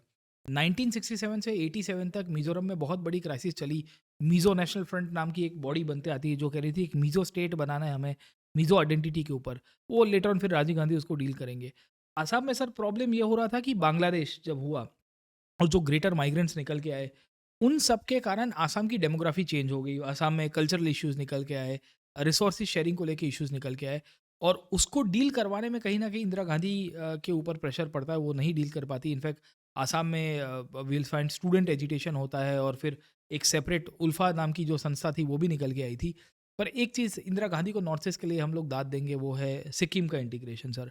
1975 तक आते आते चाइना की जिस तरह से बाज नज़र सिक्किम के ऊपर पड़ रही थी और इंडिया की स्ट्रेटजिक जो हम लोग कह सकते हैं कि पॉइंट ऑफ व्यू से जो सिक्योर करनी थी हमारी बॉर्डर्स को नॉर्थ ईस्ट के कंटेक्स में, तो इसके कारण सिक्किम का इंटीग्रेशन बहुत ज़रूरी था और वो 75 के बाद उन्होंने अच्छी तरह से हैंडल किया। मोदी जी के लिए मणिपुर के ऊपर एक अलग से हम लोग सेपरेट सेशन कर सकते हैं, बट या ये एक सवाल ये है कि इसको डील करना चाहिए। दल बदलू नेताओं की समस्या उनके ज़माने में भी थी, फिर एंटी डिफेक्शन लॉ आया और आज भी दल बदलू नेताओं की समस्या है। आगे ये इंदिरा हटाओ बोल के विपक्ष ने ग्रांड अलायंस बनाया फिर भी हरा नहीं पाए, मोदी हटाओ बोल के विपक्ष ने इंडिया अलायंस बनाया फिर भी वो भी नहीं। तो इतिहास का पुनरावर्तन मैं इधर देखता हूँ सर। महुआ और इंदिरा गांधी में क्या समानता है? तो ये दोनों की सांसद सदस्यता रद्द हुई थी, ये क्या था? सर इनका महुआ मोइत्रा जी का जो सदस्यता रद्द होने का कारण था वो पार्लियामेंट्री प्रिविलेजेस और पार्लियामेंट्री मतलब एज एन एमपी आप जिस तरह से आपका कोड ऑफ कंडक्ट होना चाहिए था वो आपने नहीं किया था। अपनी क्रेडेंशियल पार्लियामेंट के एमपी के रूप में जो क्रेडेंशियल से वो किसी और को शेयर कर रहे थे, बहुत सारी इंटरनल इन्फॉर्मेशन थी, तो वो तो गलत है। इंदिरा गांधी का केस में ऐसा हुआ था, वो तो सरकारी मशीनरी का दुरुपयोग कर रही थी 71 के इलेक्शंस में, और राज नारायण जो उनके प्रतिस्पर्धी थे उन्होंने उसको लेकर इलाहाबाद हाईकोर्ट में मैटर ठकठकाया था और कोर्ट ने उनको कहा कि डिस्क्वालीफाई कर दो। अच्छा, राहुल गांधी को भी डिस्क्वालीफाई किया था, वो क्या था, बदनक्सी का दावा था। वो भी डिफेमेशन का एक केस हो गया था क्योंकि राहुल गांधी ने कुछ टिप्पणी की थी, उसमें जाति सूचक टिप्पणी के आधार के ऊपर उनके ऊपर केस चल गया लोकल कोर्ट में गुजरात में, और फिर इसके आधार के ऊपर स्पीकर ने डिस्क्वालीफाई। आप देखिए एक चीज़ आपको बड़ी इंटरेस्टिंग मिलती है कि महुआ मोत्रा और राहुल गांधी दोनों के केस में डिस्क्वालिफिकेशन स्पीकर सेंट्रिक था। इंदिरा गांधी के केस में जुडिशियल सेंट्रिक आपको मिलेगा, तो जुडिशरी उनको डिस्क्वालीफाई कर रही थी। यहाँ स्पीकर ने अपने पावर को यूज़ करके कहा कि भाई आप डिस्क्वालीफाई हो रहे हो, आप पार्लियामेंट्री जो कोड ऑफ कंडक्ट है उसका मतलब फॉलो नहीं कर रहे हो। Yes sir. अच्छा, पॉलिटी फ्रंट में कुछ आयाम देखे, शायद हमसे कुछ मिस भी हो गया होगा, आप कमेंट सेक्शन में बताना। Next is economy and then strategic. अब इकोनॉमी में जल्दी से मैं बता दूं तो महंगाई, बेरोजगारी और कमज़ोर रुपया यानी डिवैल्यूएशन की समस्या दोनों जगह पर थी। इंदिरा गांधी के समय में उनके सलाहकारों ने उन्हें, जब वो पहली बार पीएम बनी, तो सलाह दी कि भारत का रुपया थोड़ा ओवर वैल्यूड है। मतलब मान लो कि $1 के सामने रुपया 85 होना चाहिए, उसकी जगह $1 के सामने 50 रुपये है। तो ये हमें थोड़ा कमज़ोर करना चाहिए ताकि चीन जैसा हमें भी मौज मिल जाए और हमारे एक्सपोर्टर को सुविधा रहे, क्योंकि फॉरेनर को हमारा माल सस्ता दिखे। ये सब जो भी सलाह मान के इंदिरा गांधी ने करीब 30-35% रुपये को डिवैल्यू तो कराया, लेकिन आर्थिक रूप से कुछ खास उसका फ़ायदा दिखा नहीं। और उस ज़माने में भी जो रवीश कुमार जैसे पत्रकार होंगे वो उसकी काफ़ी निंदा करते थे। पैरेलली पैसों की बात की है तो मोदी जी ने ये 500 और 1000 के नोट का 2016 नवंबर में जो विमुद्रीकरण यानी डिमोनेटाइजेशन कराया, तो उस पर भी वापस निंदा हुई। तो आर्थिक नीतियों पर दोनों की निंदा तो हुई है। हालांकि फिर अगर देखा जाए, देखिए राजेश खन्ना और गोविंदा दोनों लेट लतीफ़ थे, लेकिन इस हिसाब से गोविंदा इज़ राजेश खन्ना। लेकिन गोविंदा पर ज़्यादा रोस्ट वीडियो बनते हैं, राजेश खन्ना पे कम वीडियो बनते हैं। अब खैर वो ऐसा क्यों है, वो आपकी इंटेलेक्चुअल डेप्थ होनी चाहिए। आगे सर, ये भी मेरा निष्कर्ष है, एसबीआई में लंच ब्रेक है उसके लिए इंदिरा गांधी जिम्मेदार नहीं है, भले बैंकों का राष्ट्रीयकरण कराया। उसी तरह जीएसटी में ये जितनी मगजमारी चलती है कि पॉपकॉर्न पे 3 जात के जीएसटी है, उसके लिए मोदी जी जिम्मेदार नहीं है। The reason is, Modi ji की जगह कोई भी पीएम होता, भारत जैसा जितना बड़ा देश है, और राज्यों को आप बोलो कि वैट हटा के जीएसटी लगाएं, तुमको कॉम्पेंसेशन देंगे, ये सब करने के लिए जीएसटी के रेट ऊंचे रखने पड़े, 3-4 स्लैब करने पड़े, और उसमें भी ये इनपुट आउटपुट का जो क्रेडिट सिस्टम होता है वो सुलझाने के लिए आप लिख के रखो, कोई भी पीएम हो तो भी वो यही सब जटिलताएं होती। और सर इसमें एक चीज़ ये भी है जीएसटी में, है कि जीएसटी काउंसिल में जो वेटेज है वो स्टेट्स के पास ज़्यादा है। तो यहाँ बदनाम फाइनेंस मिनिस्टर हो रहे हैं कि भाई देखो उनके कारण ये कैरामेल और सॉल्टेड पॉपकॉर्न में राडा राडी हो गई। पर ये तो काउंसिल यूनिनमसली वोट कर रही है, तो काउंसिल में तो स्टेट्स की भी रिप्रेजेंटेशन है, कितनी भी अपोजिशन पार्टीज है उनके भी मिनिस्टर्स और सदस्य बैठे हुए हैं, तो they are also party to the same thing around. पर चेहरा जिसका है वही बदनाम होता है सर। इकोनॉमिक विजन, अगर खैर व्यंग तो हमने कर लिया, सीरियसली अगर मेंस में कुछ लिखना है, इंदिरा गांधी का रुख क्या था, राष्ट्रीयकरण करूंगी मैं, चाहे वो बैंकों का हो, कोल माइनिंग कंपनियों का हो, लैंड रिफॉर्म्स के नाम पे ये गरीबों को, भूमिहीन किसानों को ज़मीन मिले, एक आदमी कितनी ज़मीन रख सकता है उसका लैंड सीलिंग एक्ट बनाया जाए, लेफ्ट लीनिंग थोड़ा ये मिनिमम वेजेस वगैरह की बात हो। मोदी है तो मुमकिन है, लेकिन आप पाएंगे मोदी जी हैं फिर भी ये सब मुश्किल है। उसके 3-4 कारण ये है कि नाउ ये जो बैलेंस ऑफ पेमेंट क्राइसिस और ये लाइसेंस कोटा, इंस्पेक्टर राज, ये सब से जो हमें हानियाँ हुई हैं, तो उसको देख के 1991 के एलपीजी रिफॉर्म्स के बाद से ही अब ये राष्ट्रीयकरण करेंगे, ये तो सिस्टम ही बंद कर दी। उनका जो राष्ट्रीयकृत चीज़ें हैं उसका प्राइवेटाइजेशन हो रहा है, जैसे एयर इंडिया को वापस बेच दिया, आईडीबीआई को बेच दिया, तो आजकल तो प्राइवेटाइजेशन का ज़माना है। लैंड रिफॉर्म मोदी जी के ज़माने में मुश्किल इसलिए है क्योंकि लैंड का जो फ्रेगमेंटेशन होता है कि एक बाप के 2 बेटे हैं तो 10 का 5-5 गया, करते करते अब इतना फ्रेगमेंट हो चुका है कि कोई बड़े किसान की ज़मीन लेके छोटे में बांटेंगे उतनी ज़मीन बची भी नहीं है। और दूसरा, सरकार की प्राथमिकता आजकल एग्रीकल्चर नहीं, मैन्युफैक्चरिंग सेक्टर है, और मैन्युफैक्चरिंग सेक्टर में भी बड़े बड़े industrial parks, special economic zones आपको बनाने हैं, तो बहुत सारी ज़मीन तो सरकार ने संपादित करनी होगी, लैंड एक्विजिशन करना होगा। तो लैंड रिफॉर्म या किसानों को ज़मीन देना अब ये प्रायोरिटी हो नहीं सकती। लेफ्ट लीनिंग जो भी मॉडल्स थे, चाहे आप देख लो वेनेजुएला है, क्यूबा है, रशिया है, नॉर्थ कोरिया है, सोशलिज्म की तरफ जो भी गए हैं वहाँ पर कुछ ज़्यादा फ़ायदे दिखे नहीं, तो धीरे धीरे वो सारे देश भी अब तो कैपिटलिज्म और मिक्स्ड इकोनॉमी की तरफ जा रहे हैं। तो इकोनॉमिक विजन में आप पाएंगे कि इंदिरा वाला ज़माना रिपीट होना मुश्किल है। सर इस पर आप कुछ जोड़ना चाहें? सर डेफिनेटली आज की तारीख में समय की मांग भी अलग है, और नेशनलाइजेशन कितना करेंगे, क्योंकि the government has no business to do business. Yes, sir. सरकार का काम ये नहीं कि धंधा करे, सरकार का काम वेलफेयर है। पॉलिसीज ऐसी कंडीसिव बनाए जिसके थ्रू स्टेट जो है वो ईज ऑफ डूइंग बिजनेस कराए। इनफैक्ट इंदिरा गांधी के कार्यकाल में क्रोनी सोशलिज्म शब्द यूज होता है, जैसे आजकल use क्रोनी करते हैं, कैपिटलिज्म। कैपिटलिज्म। सरकार क्रोनी समाजवाद कर रही है, मतलब इतना अतिशयोक्ति कर दिया था समाजवाद के नाम के ऊपर, licence quota Raj, too much of nationalisation हर जगह के ऊपर, और इन सब के परिणाम स्वरूप अर्थव्यवस्था डिग्रेड हुई है, ना कि ऊपर जा रही है सर। Yes sir. आगे, कंपनियों से चुनावी चंदा ले सकते हैं कि नहीं, इंदिरा गांधी ने वो चीज़ को बैन करवाया था। हालांकि उसके बाद अनबैन हुआ, करते करते हम जब आते हैं और अरुण जेटली फाइनेंस मिनिस्टर है मोदी सरकार में, तो वो नया लेके आए कि चुनाव का चंदा ये कैश में ले सकते हैं up to 2000 rupee, NEFT RTGS cheque से भी ले सकते हैं। एक नया भी इंस्ट्रूमेंट निकालते हैं गिफ्ट कार्ड जैसा, लेकिन ये गिफ्ट कार्ड ऐसा होगा जिसमें किसी का नाम पता नहीं, एनोनिमस होगा। इलेक्टोरल बॉन्ड लेके आते हैं। हालांकि बाद में सुप्रीम कोर्ट ने इलेक्टोरल बॉन्ड को सब इलीगल बंद करवा दिया। अब सर आप थोड़ी पृष्ठभूमि का, क्यों इंदिरा गांधी को चुनावी फंड कंपनियों से नहीं चाहिए था, क्या कारण था? मतलब सर मेन लो एक तो जो सोशलिस्ट एजेंडा है जिस तरह से उनका चल रहा था, और थॉट प्रोसेस ऐसा चल रहा था कि कैपिटलिस्ट ऑर्गेनाइजेशन और प्रॉफिट सेंट्रिक जितने भी ऑर्गेनाइजेशन हैं वो शायद वी विल सी कि इलीगली पैसा कमा रहे हैं या दूसरे मीन से कमा रहे हैं। मनी लॉन्ड्रिंग का केस भी आपको देखने को मिलता रहेगा। तो एक बैकग्राउंड इसके पीछे का तथ्य ये कहा जाता है, और भी पॉलिटिकल रीजंस भी थे कि कॉरपोरेट अपना पावर का उपयोग करके फिर सरकार को पलटा भी सकती है, कोई पार्टी को सपोर्ट कर सकती है। तो उन्होंने कहा कि इससे अच्छा ये सिस्टम ही बंद कर देना चाहिए। Yes sir. तो पॉलिटी और इकोनॉमी में हमने उनको मॉडर्न टाइम से कंपेयर किया। अब तीसरा है स्ट्रेटेजिक, कूटनीतिक। सर कूटनीतिक में सभी देशों की चर्चा करें, वापस 25 घंटे चले जाएंगे। कुछ बड़े बड़े देशों पर हम फोकस करें। अमेरिका के साथ रिश्ते प्राइम मिनिस्टर इंदिरा गांधी के टाइम में और प्राइम मिनिस्टर मोदी के टाइम में। War on Pakistan. You should have rethought this decision. You have weaponry, we have courage. That's all it takes.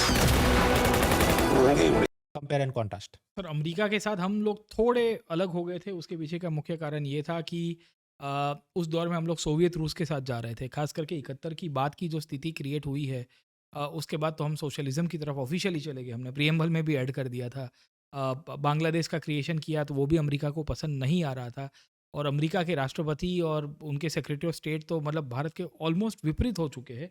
In fact India उस पीरियड में सोशलिस्ट और कम्युनिस्ट स्टेट्स के साथ बहुत निकट आने की कोशिश कर रहा है, वो चाहे क्यूबा हो, वो चाहे अमेरिका ये सोवियत रूस हो, या आप देखोगे तो बाकी सारे स्टेट्स के कंटेक्स्ट में भी आपको चीज़ें मिलेगी सर।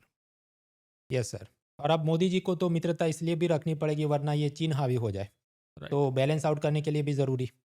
अच्छा सर, ये जो कनाडा के साथ अपने रिश्ते ठीक नहीं चल रहे, उसके लिए इंदिरा गांधी की खालिस्तान नीति या उस समय का एलियनेशन, या क्या आप कुछ देखते हैं? सर कनाडा में मतलब अभी जो जस्टिन ट्रूडो ने रिजाइन किया, उसके father senior Trudeau Indira Gandhi के समय पे तब के प्रधानमंत्री हुआ करते थे, और तब से कनाडा में ये जो खालिस्तानी फोर्सेस है जो भारत के बाहर चले गए हैं, और तब से उनको आश्रय देना शुरू किया था।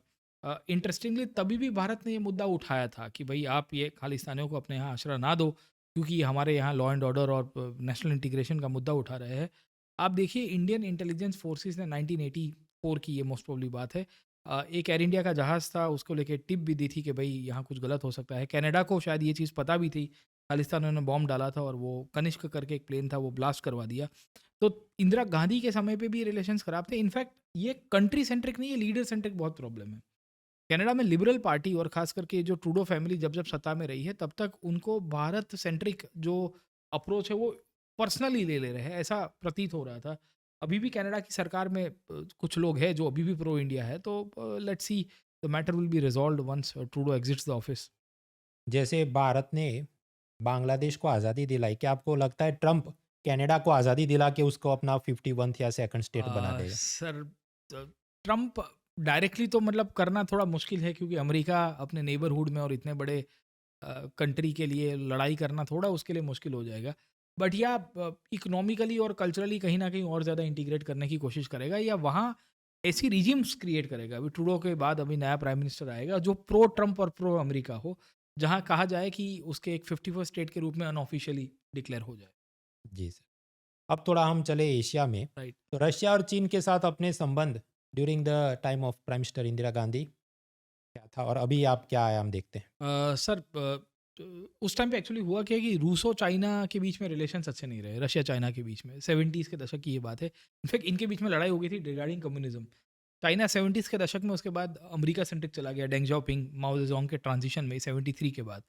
इंदिरा गांधी रशिया सेंट्रिक या सोवियत रूस उस टाइम पे हुआ करता है, सोवियत संघ के सेंट्रिक बड़ी फ्रेंडली रही हो और उसने हमको हेल्प भी किया। टेक्नोलॉजी ट्रांसफ़र हो गया हो, हमारी 71 की क्राइसिस हो गई हो, इंडिया की कहीं ना कहीं आप देखोगे जो इकोनॉमिक एम्बिशंस थी, हमारी डिफेंस नीड्स थी, उसके अंदर आज वही के वही लेवल में ऊपर से हम लोग और ऊपर गए हैं। We have escalated the relationship to a very crucial stage around. आज रशिया से हम लोग बहुत सारी चीज़ें खरीद रहे हैं, आयात कर रहे हैं। रशिया की इकोनॉमी कहीं ना कहीं आप देखोगे तो इंडिया सेंट्रिक भी हो गई है, ट्रेड बढ़ रहा है, वीज़ा के रिस्ट्रिक्शंस अभी हट गए हैं और ऑयल से लेके बहुत सारी चीज़ें हम लोग इंपोर्ट भी करवा रहे हैं। तो इंडिया रशिया रिलेशनशिप वो ऑल वेदर रिलेशनशिप के रूप में आपको मिलेंगे, जो उस टाइम पे इंदिरा गांधी के सेंट्रिक में भी आप देखोगे तो बड़े अच्छे थे, आज भी अच्छे ही आपको मिलेंगे।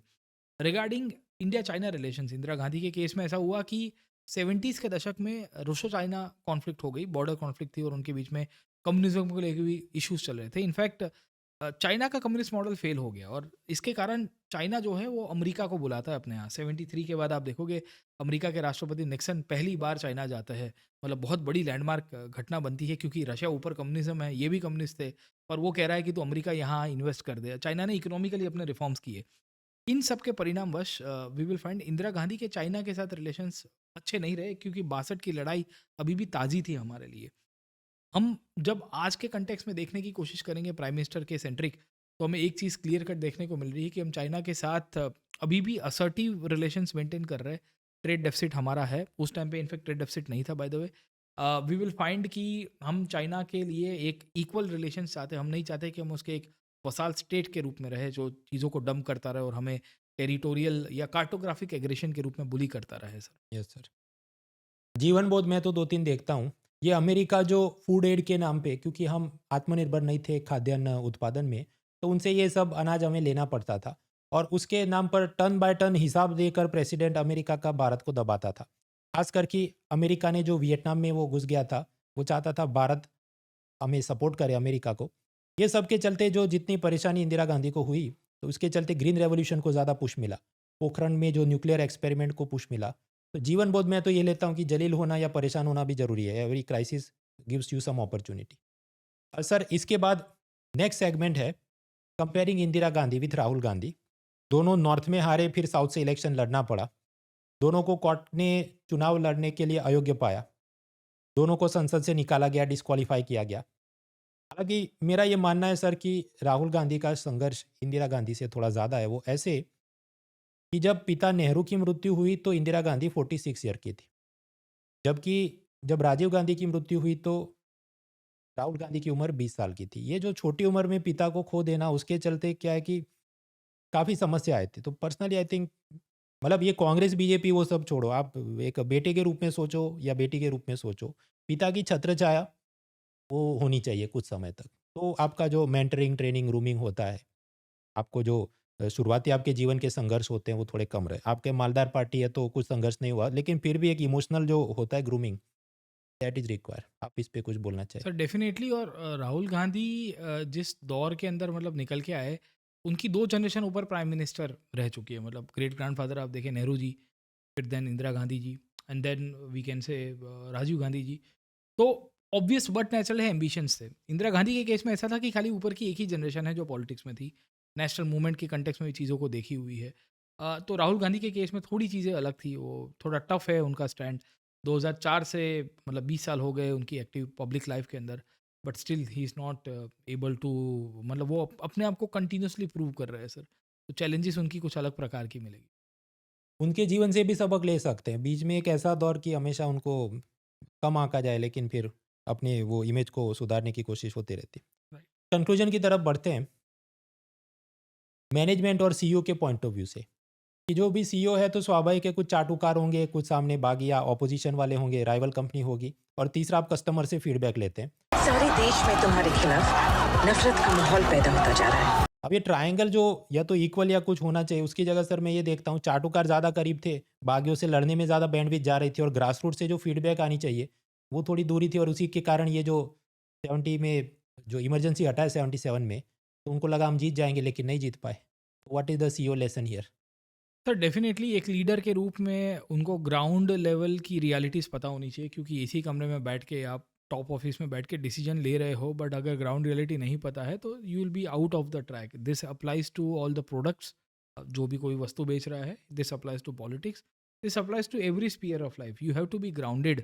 इनफैक्ट आप नहीं जा पा रहे हो उसका मतलब ये नहीं है कि आपको नॉलेज नहीं होना चाहिए. यू शुड हैव मैकेनिज्म जिसके थ्रू आप चीज़ों को क्रॉस चेक कर पाए. वो बहुत मैटर करता है सर.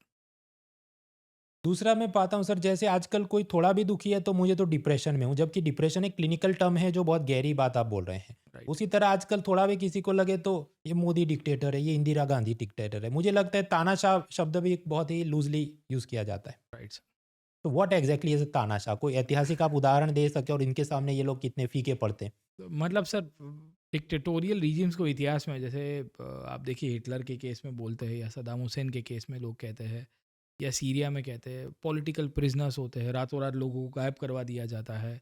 विल सी की मर्डर्स होते हैं, पूरी की पूरी फैमिलीज गायब हो जाती है, जिनोसाइड होते हैं, मैसेकर्स होते हैं. वो कुछ खामेर रोग या ऐसा है? खेमेर रॉग वहाँ आप देखोगे तो कंबोडिया के अंदर आपको देखने को मिलेंगे. बहुत कंट्रीज़ आपको वर्ल्ड के अंदर मिलती है, जैसे कोरिया आप देख लो सर, ठीक है. अभी वहाँ पे किम जोंग उन आपको देखने को मिल जाएंगे, जिनके लिए ये शब्द यूज़ होता है तो ठीक है कि भाई एक कल्ट पर्सनालिटी को प्रमोट करता है. ऐसा तो भारत में चीज़ें ना इंदिरा गांधी के कार्यकाल में देखने को मिल रही है, ना आज देखने को मिल रही है. तो मतलब टेंडेंसीज के कंटेक्स्ट में अब कोई व्यक्ति पावर को सेंट्रलाइज कर रहा है तो सेंट्रलाइजेशन ऑफ पावर है वो हर एक पॉलिटिशियन करता है, cutting across the party lines, क्योंकि उनको चीज़ों को सुचारू रूप से अपने हिसाब से चलाना है. Yes sir. लाइफ लेसन भी हमने बहुत देख लिए ड्यूरिंग द सेशन इटसेल्फ. अब अंत में सर कुछ बिहाइंड द सीन या FAQ. पहला प्रश्न ये है कि शुड वी, मतलब यूपीएससी एस्पायरेंट, क्या हम मूवी देखने जाएं? तो टीचर के रूप में मेरा कहना है नहीं. हमने फिल्म देखी क्योंकि हमें परीक्षा नहीं देनी. देखिए आप फिल्म देखते उसका कारण, उसमें टाइम वेस्ट कैसे होता है. आने जाने के, उसके साथ कुछ नाश्ता पानी करने के, तो 3 घंटे की फिल्म में 2 घंटे और जाते हैं. 3 घंटे आप फिल्म देखते हैं, फिर आपके दिमाग में वो बातें और सीन रह जाते हैं. तो 2 घंटे और आप वो यूफोरिया में उन्हीं चीज़ को वापस सोचते रहते हैं, ये ऐसा अच्छा सीन था, बुरा सीन था, तो पढ़ाई में ध्यान नहीं लगता. तो भले मूवी 2 घंटे की है, अपना इन्वेस्टमेंट 5 घंटे का होता है, और अब जो एग्ज़ाम मुश्किल से 4 साढ़े 4 महीने दूर है, तो आप ऐसे टाइम वेस्ट ना करें. दूसरा प्रश्न, आप दोनों फिल्म देखने क्यों गए? हम दोनों फिल्म देखने गए, उसमें मैं मेरा अपना कारण बताऊं, फिर प्रतीक सर से पूछता हूं. मेरा कारण ये, देखिए इकोनॉमी में मेरा लास्ट बैच कंप्लीट हो गया दिसंबर में, और नया बैच लॉन्च करने की सीन कब बनेगी? जब बजट और इकोनॉमिक सर्वे में नए नए डेवलपमेंट आए. तो अभी वो तो समझो फरवरी का, ये 1 फरवरी को बजट आए, उसके बाद में चाहे यूट्यूब पे कुछ नए वीडियो बनाने हो, कुछ कोर्स लॉन्च करना हो, मैं तो खाली बैठा हूँ, तो सोचा कुछ फिल्म देख लेते हैं और उसमें से कुछ. पर प्रतीक सर, आप जो, मतलब मैं जेठालाल तो आप मेरे फायर ब्रिगेड मेहता साहब हैं, आप क्यों आ गए? सर इमरजेंसी, मतलब मुझे लगा कि जैसे नॉर्मली मैं पिक्चर देखने जाता हूँ, मूवीज़ देखता भी हूँ, तो मैं दिमाग साइड में रख के देखता हूँ, क्योंकि सामान्यतः उसमें आर्टिस्टिक लिबर्टी के नाम के ऊपर बहुत सारी चीज़ें, मतलब है ना, दिखाई जाती है. मुझे विजुलाइज करना चीज़ों को ज़्यादा मतलब ठीक लगता है एज अ टीचर. मैं कभी कभी तो मैं ये देखना चाहता था कि इन घटनाओं को कैसे विजुलाइज किया गया. अब उसमें शायद लिबर्टी होगी, ऑब्वियस है, बहुत सारे विल फाइंड की ऐसी फिक्शनल चीज़ें भी ऐड की जाती है मूवीज़ के अंदर, पर एंटरटेनमेंट के कंटेक्स्ट में और साथों के साथों अगर जो मैंने इवेंट्स पढ़े उसको कैसे रिप्रेजेंट किया गया है, वो देखने के लिए मैं मूवी आता हूँ सामान्यतः, अगर कोई ऐसी हिस्टोरिकल मूवी होती तो. और वो अपने मीम्स भी इसमें से बनाएंगे, जैसे वो लगान मूवी में से कैप्टन रसेल के मीम्स बनाए थे. Right sir. तीसरा प्रश्न, इंदिरा गांधी अच्छी पीएम थी या खराब पीएम थी? पहले आप अपना फाइनल वर्डिक्ट दीजिए, फिर मैं देता हूँ. सर अच्छा खराब देना थोड़ा वो हो जाएगा, क्या कह सकते हैं कि अतिशयोक्ति हो जाएगी. एक प्राइम मिनिस्टर के रूप में उनकी सैकड़ों गलतियां भी थी, कुछ कार्य ऐसे भी थे जिनको सराहा जा सकता है. ओवरऑल हम ये कहते हैं कि हिस्ट्री में कोई भी व्यक्ति को जज बन के, जूरी बन के हम जज ना करें तो ठीक है, क्योंकि उनके सरकमस्टेंसेस को हमें पहले समझना पड़ेगा. विदाउट सरकमस्टेंसेस अगर हम ओपिनियन देना शुरू कर देंगे तो वी विल फाइंड कि it is not a good sign of a rational और a wise person around. Bharat की संप्रभुता देखी जाए, इंटीग्रिटी देखी जाए, भारत को इस दौर से मतलब है ना बाहर मैनूवर किया गया है, तो उन सब दृष्टिकोण से इंदिरा गांधी को प्राइम मिनिस्टर के रूप में जब आंकेंगे, 2-2 दफ़ा या 3-3 दफ़ा प्रधानमंत्री जीत के बनती है सर, ठीक है, तो उनको एक लेजिटिमेसी तो देता ही है सर. मेरा अभी सोचना कुछ ऐसा ही है ये जब हम ये बिपान चंद्र या रामचंद्र गुहा देखे तो इवेंट बाय इवेंट वो एनालिसिस करके ये अच्छा बुरा हुआ। आपको ये भी तो समझना है, एक व्यक्ति पर्सनली आई फील कि मोदी जी के सामने जितने संघर्ष रहे प्राइम मिनिस्टर के रूप में, तो रिलेटिवली काफ़ी शांति रही है कंपेयर टू इंदिरा गांधी। क्योंकि सर आप देखिए इंदिरा गांधी के टाइम में 2 बार तो कांग्रेस का विभाजन हुआ। मोदी जी के समय में बीजेपी एकजुट है और वहाँ पर भी उनके खिलाफ बोलने वाला कोई रेबल लीडर टाइप का तो चीज़ है नहीं। ये सुब्रमण्यम स्वामी या अरुण शौरी कुछ बोल दे बट दैट, तो उनके लिए वो तो एक प्रॉब्लम है ही नहीं कि मुझे इंटरनली चीज़ों को संभालना है, तो हमेशा वो ऑपोजिशन और सामने क्या किया जाए। सेकंड, इंदिरा गांधी के टाइम पे ये जो न्यूक्लियर टेस्ट या अमेरिका जितना खिलाफ हो गया था, जितने ये युद्ध करना पड़ा बांग्लादेश की आज़ादी का, वो समस्याएं गहरी थी। तीसरा, उस ज़माने में क्योंकि हम आत्मनिर्भर नहीं थे फूड प्रोडक्शन में, तो ये सब फूड एड वगैरह चाहिए, ये सब में परेशान रहते थे। अब तो हम नेट एक्सपोर्टर रहते हैं अनाज के, तो मोदी जी के लिए काफ़ी चीज़ें थोड़ी आसान है कंपेयर टू इंदिरा गांधी। हालांकि दोनों के अपने संघर्ष हैं, हमने आगे भी देखा कि वो नेशनलाइजेशन कर सकती है, मोदी जी नेशनलाइजेशन नहीं कर सकते। तो there are many factors, we have to जज the personalities based on that. Criticism में ऑफकोर्स ये जो ऑथर्स हैं बताते हैं कि इंदिरा गांधी की कोई एक कोहेरेंट विजन हमें दिखती नहीं है। अपना जो कांग्रेस का आंतरिक बंटवारा और उसके बाद चुनाव में 400 पार कैसे किया जाए, उसके लिए इशू बाय इशू बेसिस कुछ ना कुछ वो चलाती रहती हैं। तो शायद लंबी विजन ना देखे, पर वो तो टाइम भी ऐसा टर्बुलेंट था कि लंबी विजन करने का मोरारजी देसाई खुद आए, उन्होंने 5 ईयर प्लान बंद करा कि वो रोलिंग प्लान सिस्टम लेके आए कि भाई 5 साल का किसने देखा है। तो अनिश्चित काल में काम करते हैं, अनिश्चितताएं बढ़ती हैं। अच्छा सर, 1-2 और मैं टिटबिट्स देख रहा था। गुजरात ने कितने प्राइम मिनिस्टर दिए? गुलजारी लाल नंदा साबरकांठा से, वो तो टेम्पररी 13 दिन के पीएम बने। मोरारजी देसाई सूरत से। पर अगर मैं ये लॉजिक पे बात करना शुरू करूँ तो फिर मुझे मोदी जी को गुजराती नहीं गिनना चाहिए, क्योंकि वो वाराणसी से हैं। Purely going by technical point. आप इस पे क्या सोचते हैं? मतलब कैसा है कि सर कर्मभूमि और जन्मभूमि बदलती रहती है। अब नंदा साहब पंजाबी थे और गुजरात में अहमदाबाद में रहते थे, साबरकांठा से एमपी बने और लोकसभा, और फिर उसके बाद देन वेल्सी की प्राइम मिनिस्टर बने। मोरारजी भाई के केस में ऐसा था कि वो बृहद मुंबई प्रांत के साथ जुड़े हुए थे। बृहद मुंबई मतलब अनडिवाइडेड बॉम्बे प्रोविंस, पार्टीशन के पहले का था। तो उस तरह से देखा जाए तो वो भी गुजराती उनकी मातृभाषा थी, बट वो साउथ गुजरात के साइड से, और फिर बॉम्बे प्रोविंस के साथ ज़्यादा जुड़े हुए थे। इनफैक्ट बॉम्बे प्रोविंस के सरकार का भी पार्ट बने थे 1930s के दशक में। उसी हिसाब से मोदी जी की जन्मभूमि भले गुजरात हो, पर कर्मभूमि वाराणसी है। मेरे हिसाब से prime minister we will see की पूरे कंट्री का होता है। तो इरिस्पेक्टिव वो कोई भी सीट से चुन के आए, वो कहीं से भी चुनाव लड़ते हैं, पर वो देश के लिए, जैसे इंदिरा गांधी आप देखोगे इलाहाबाद की उनकी जो ट्रेडिशनल सीट रही है, या अमेठी से हमको प्राइम मिनिस्टर मिले हैं, तो वैसी कहानी आपको यहाँ पे भी मिलेगी सर। तो मित्रों ये बात याद रखनी है, जो प्राइम मिनिस्टर है पूरे देश का है, जो IAS IPS बना वो भी पूरे देश का है। तो कहीं पर भी पोस्टिंग हो, लेकिन आपने उतनी निष्ठा से काम करनी चाहिए जी, यही अपना घर है। जी सर।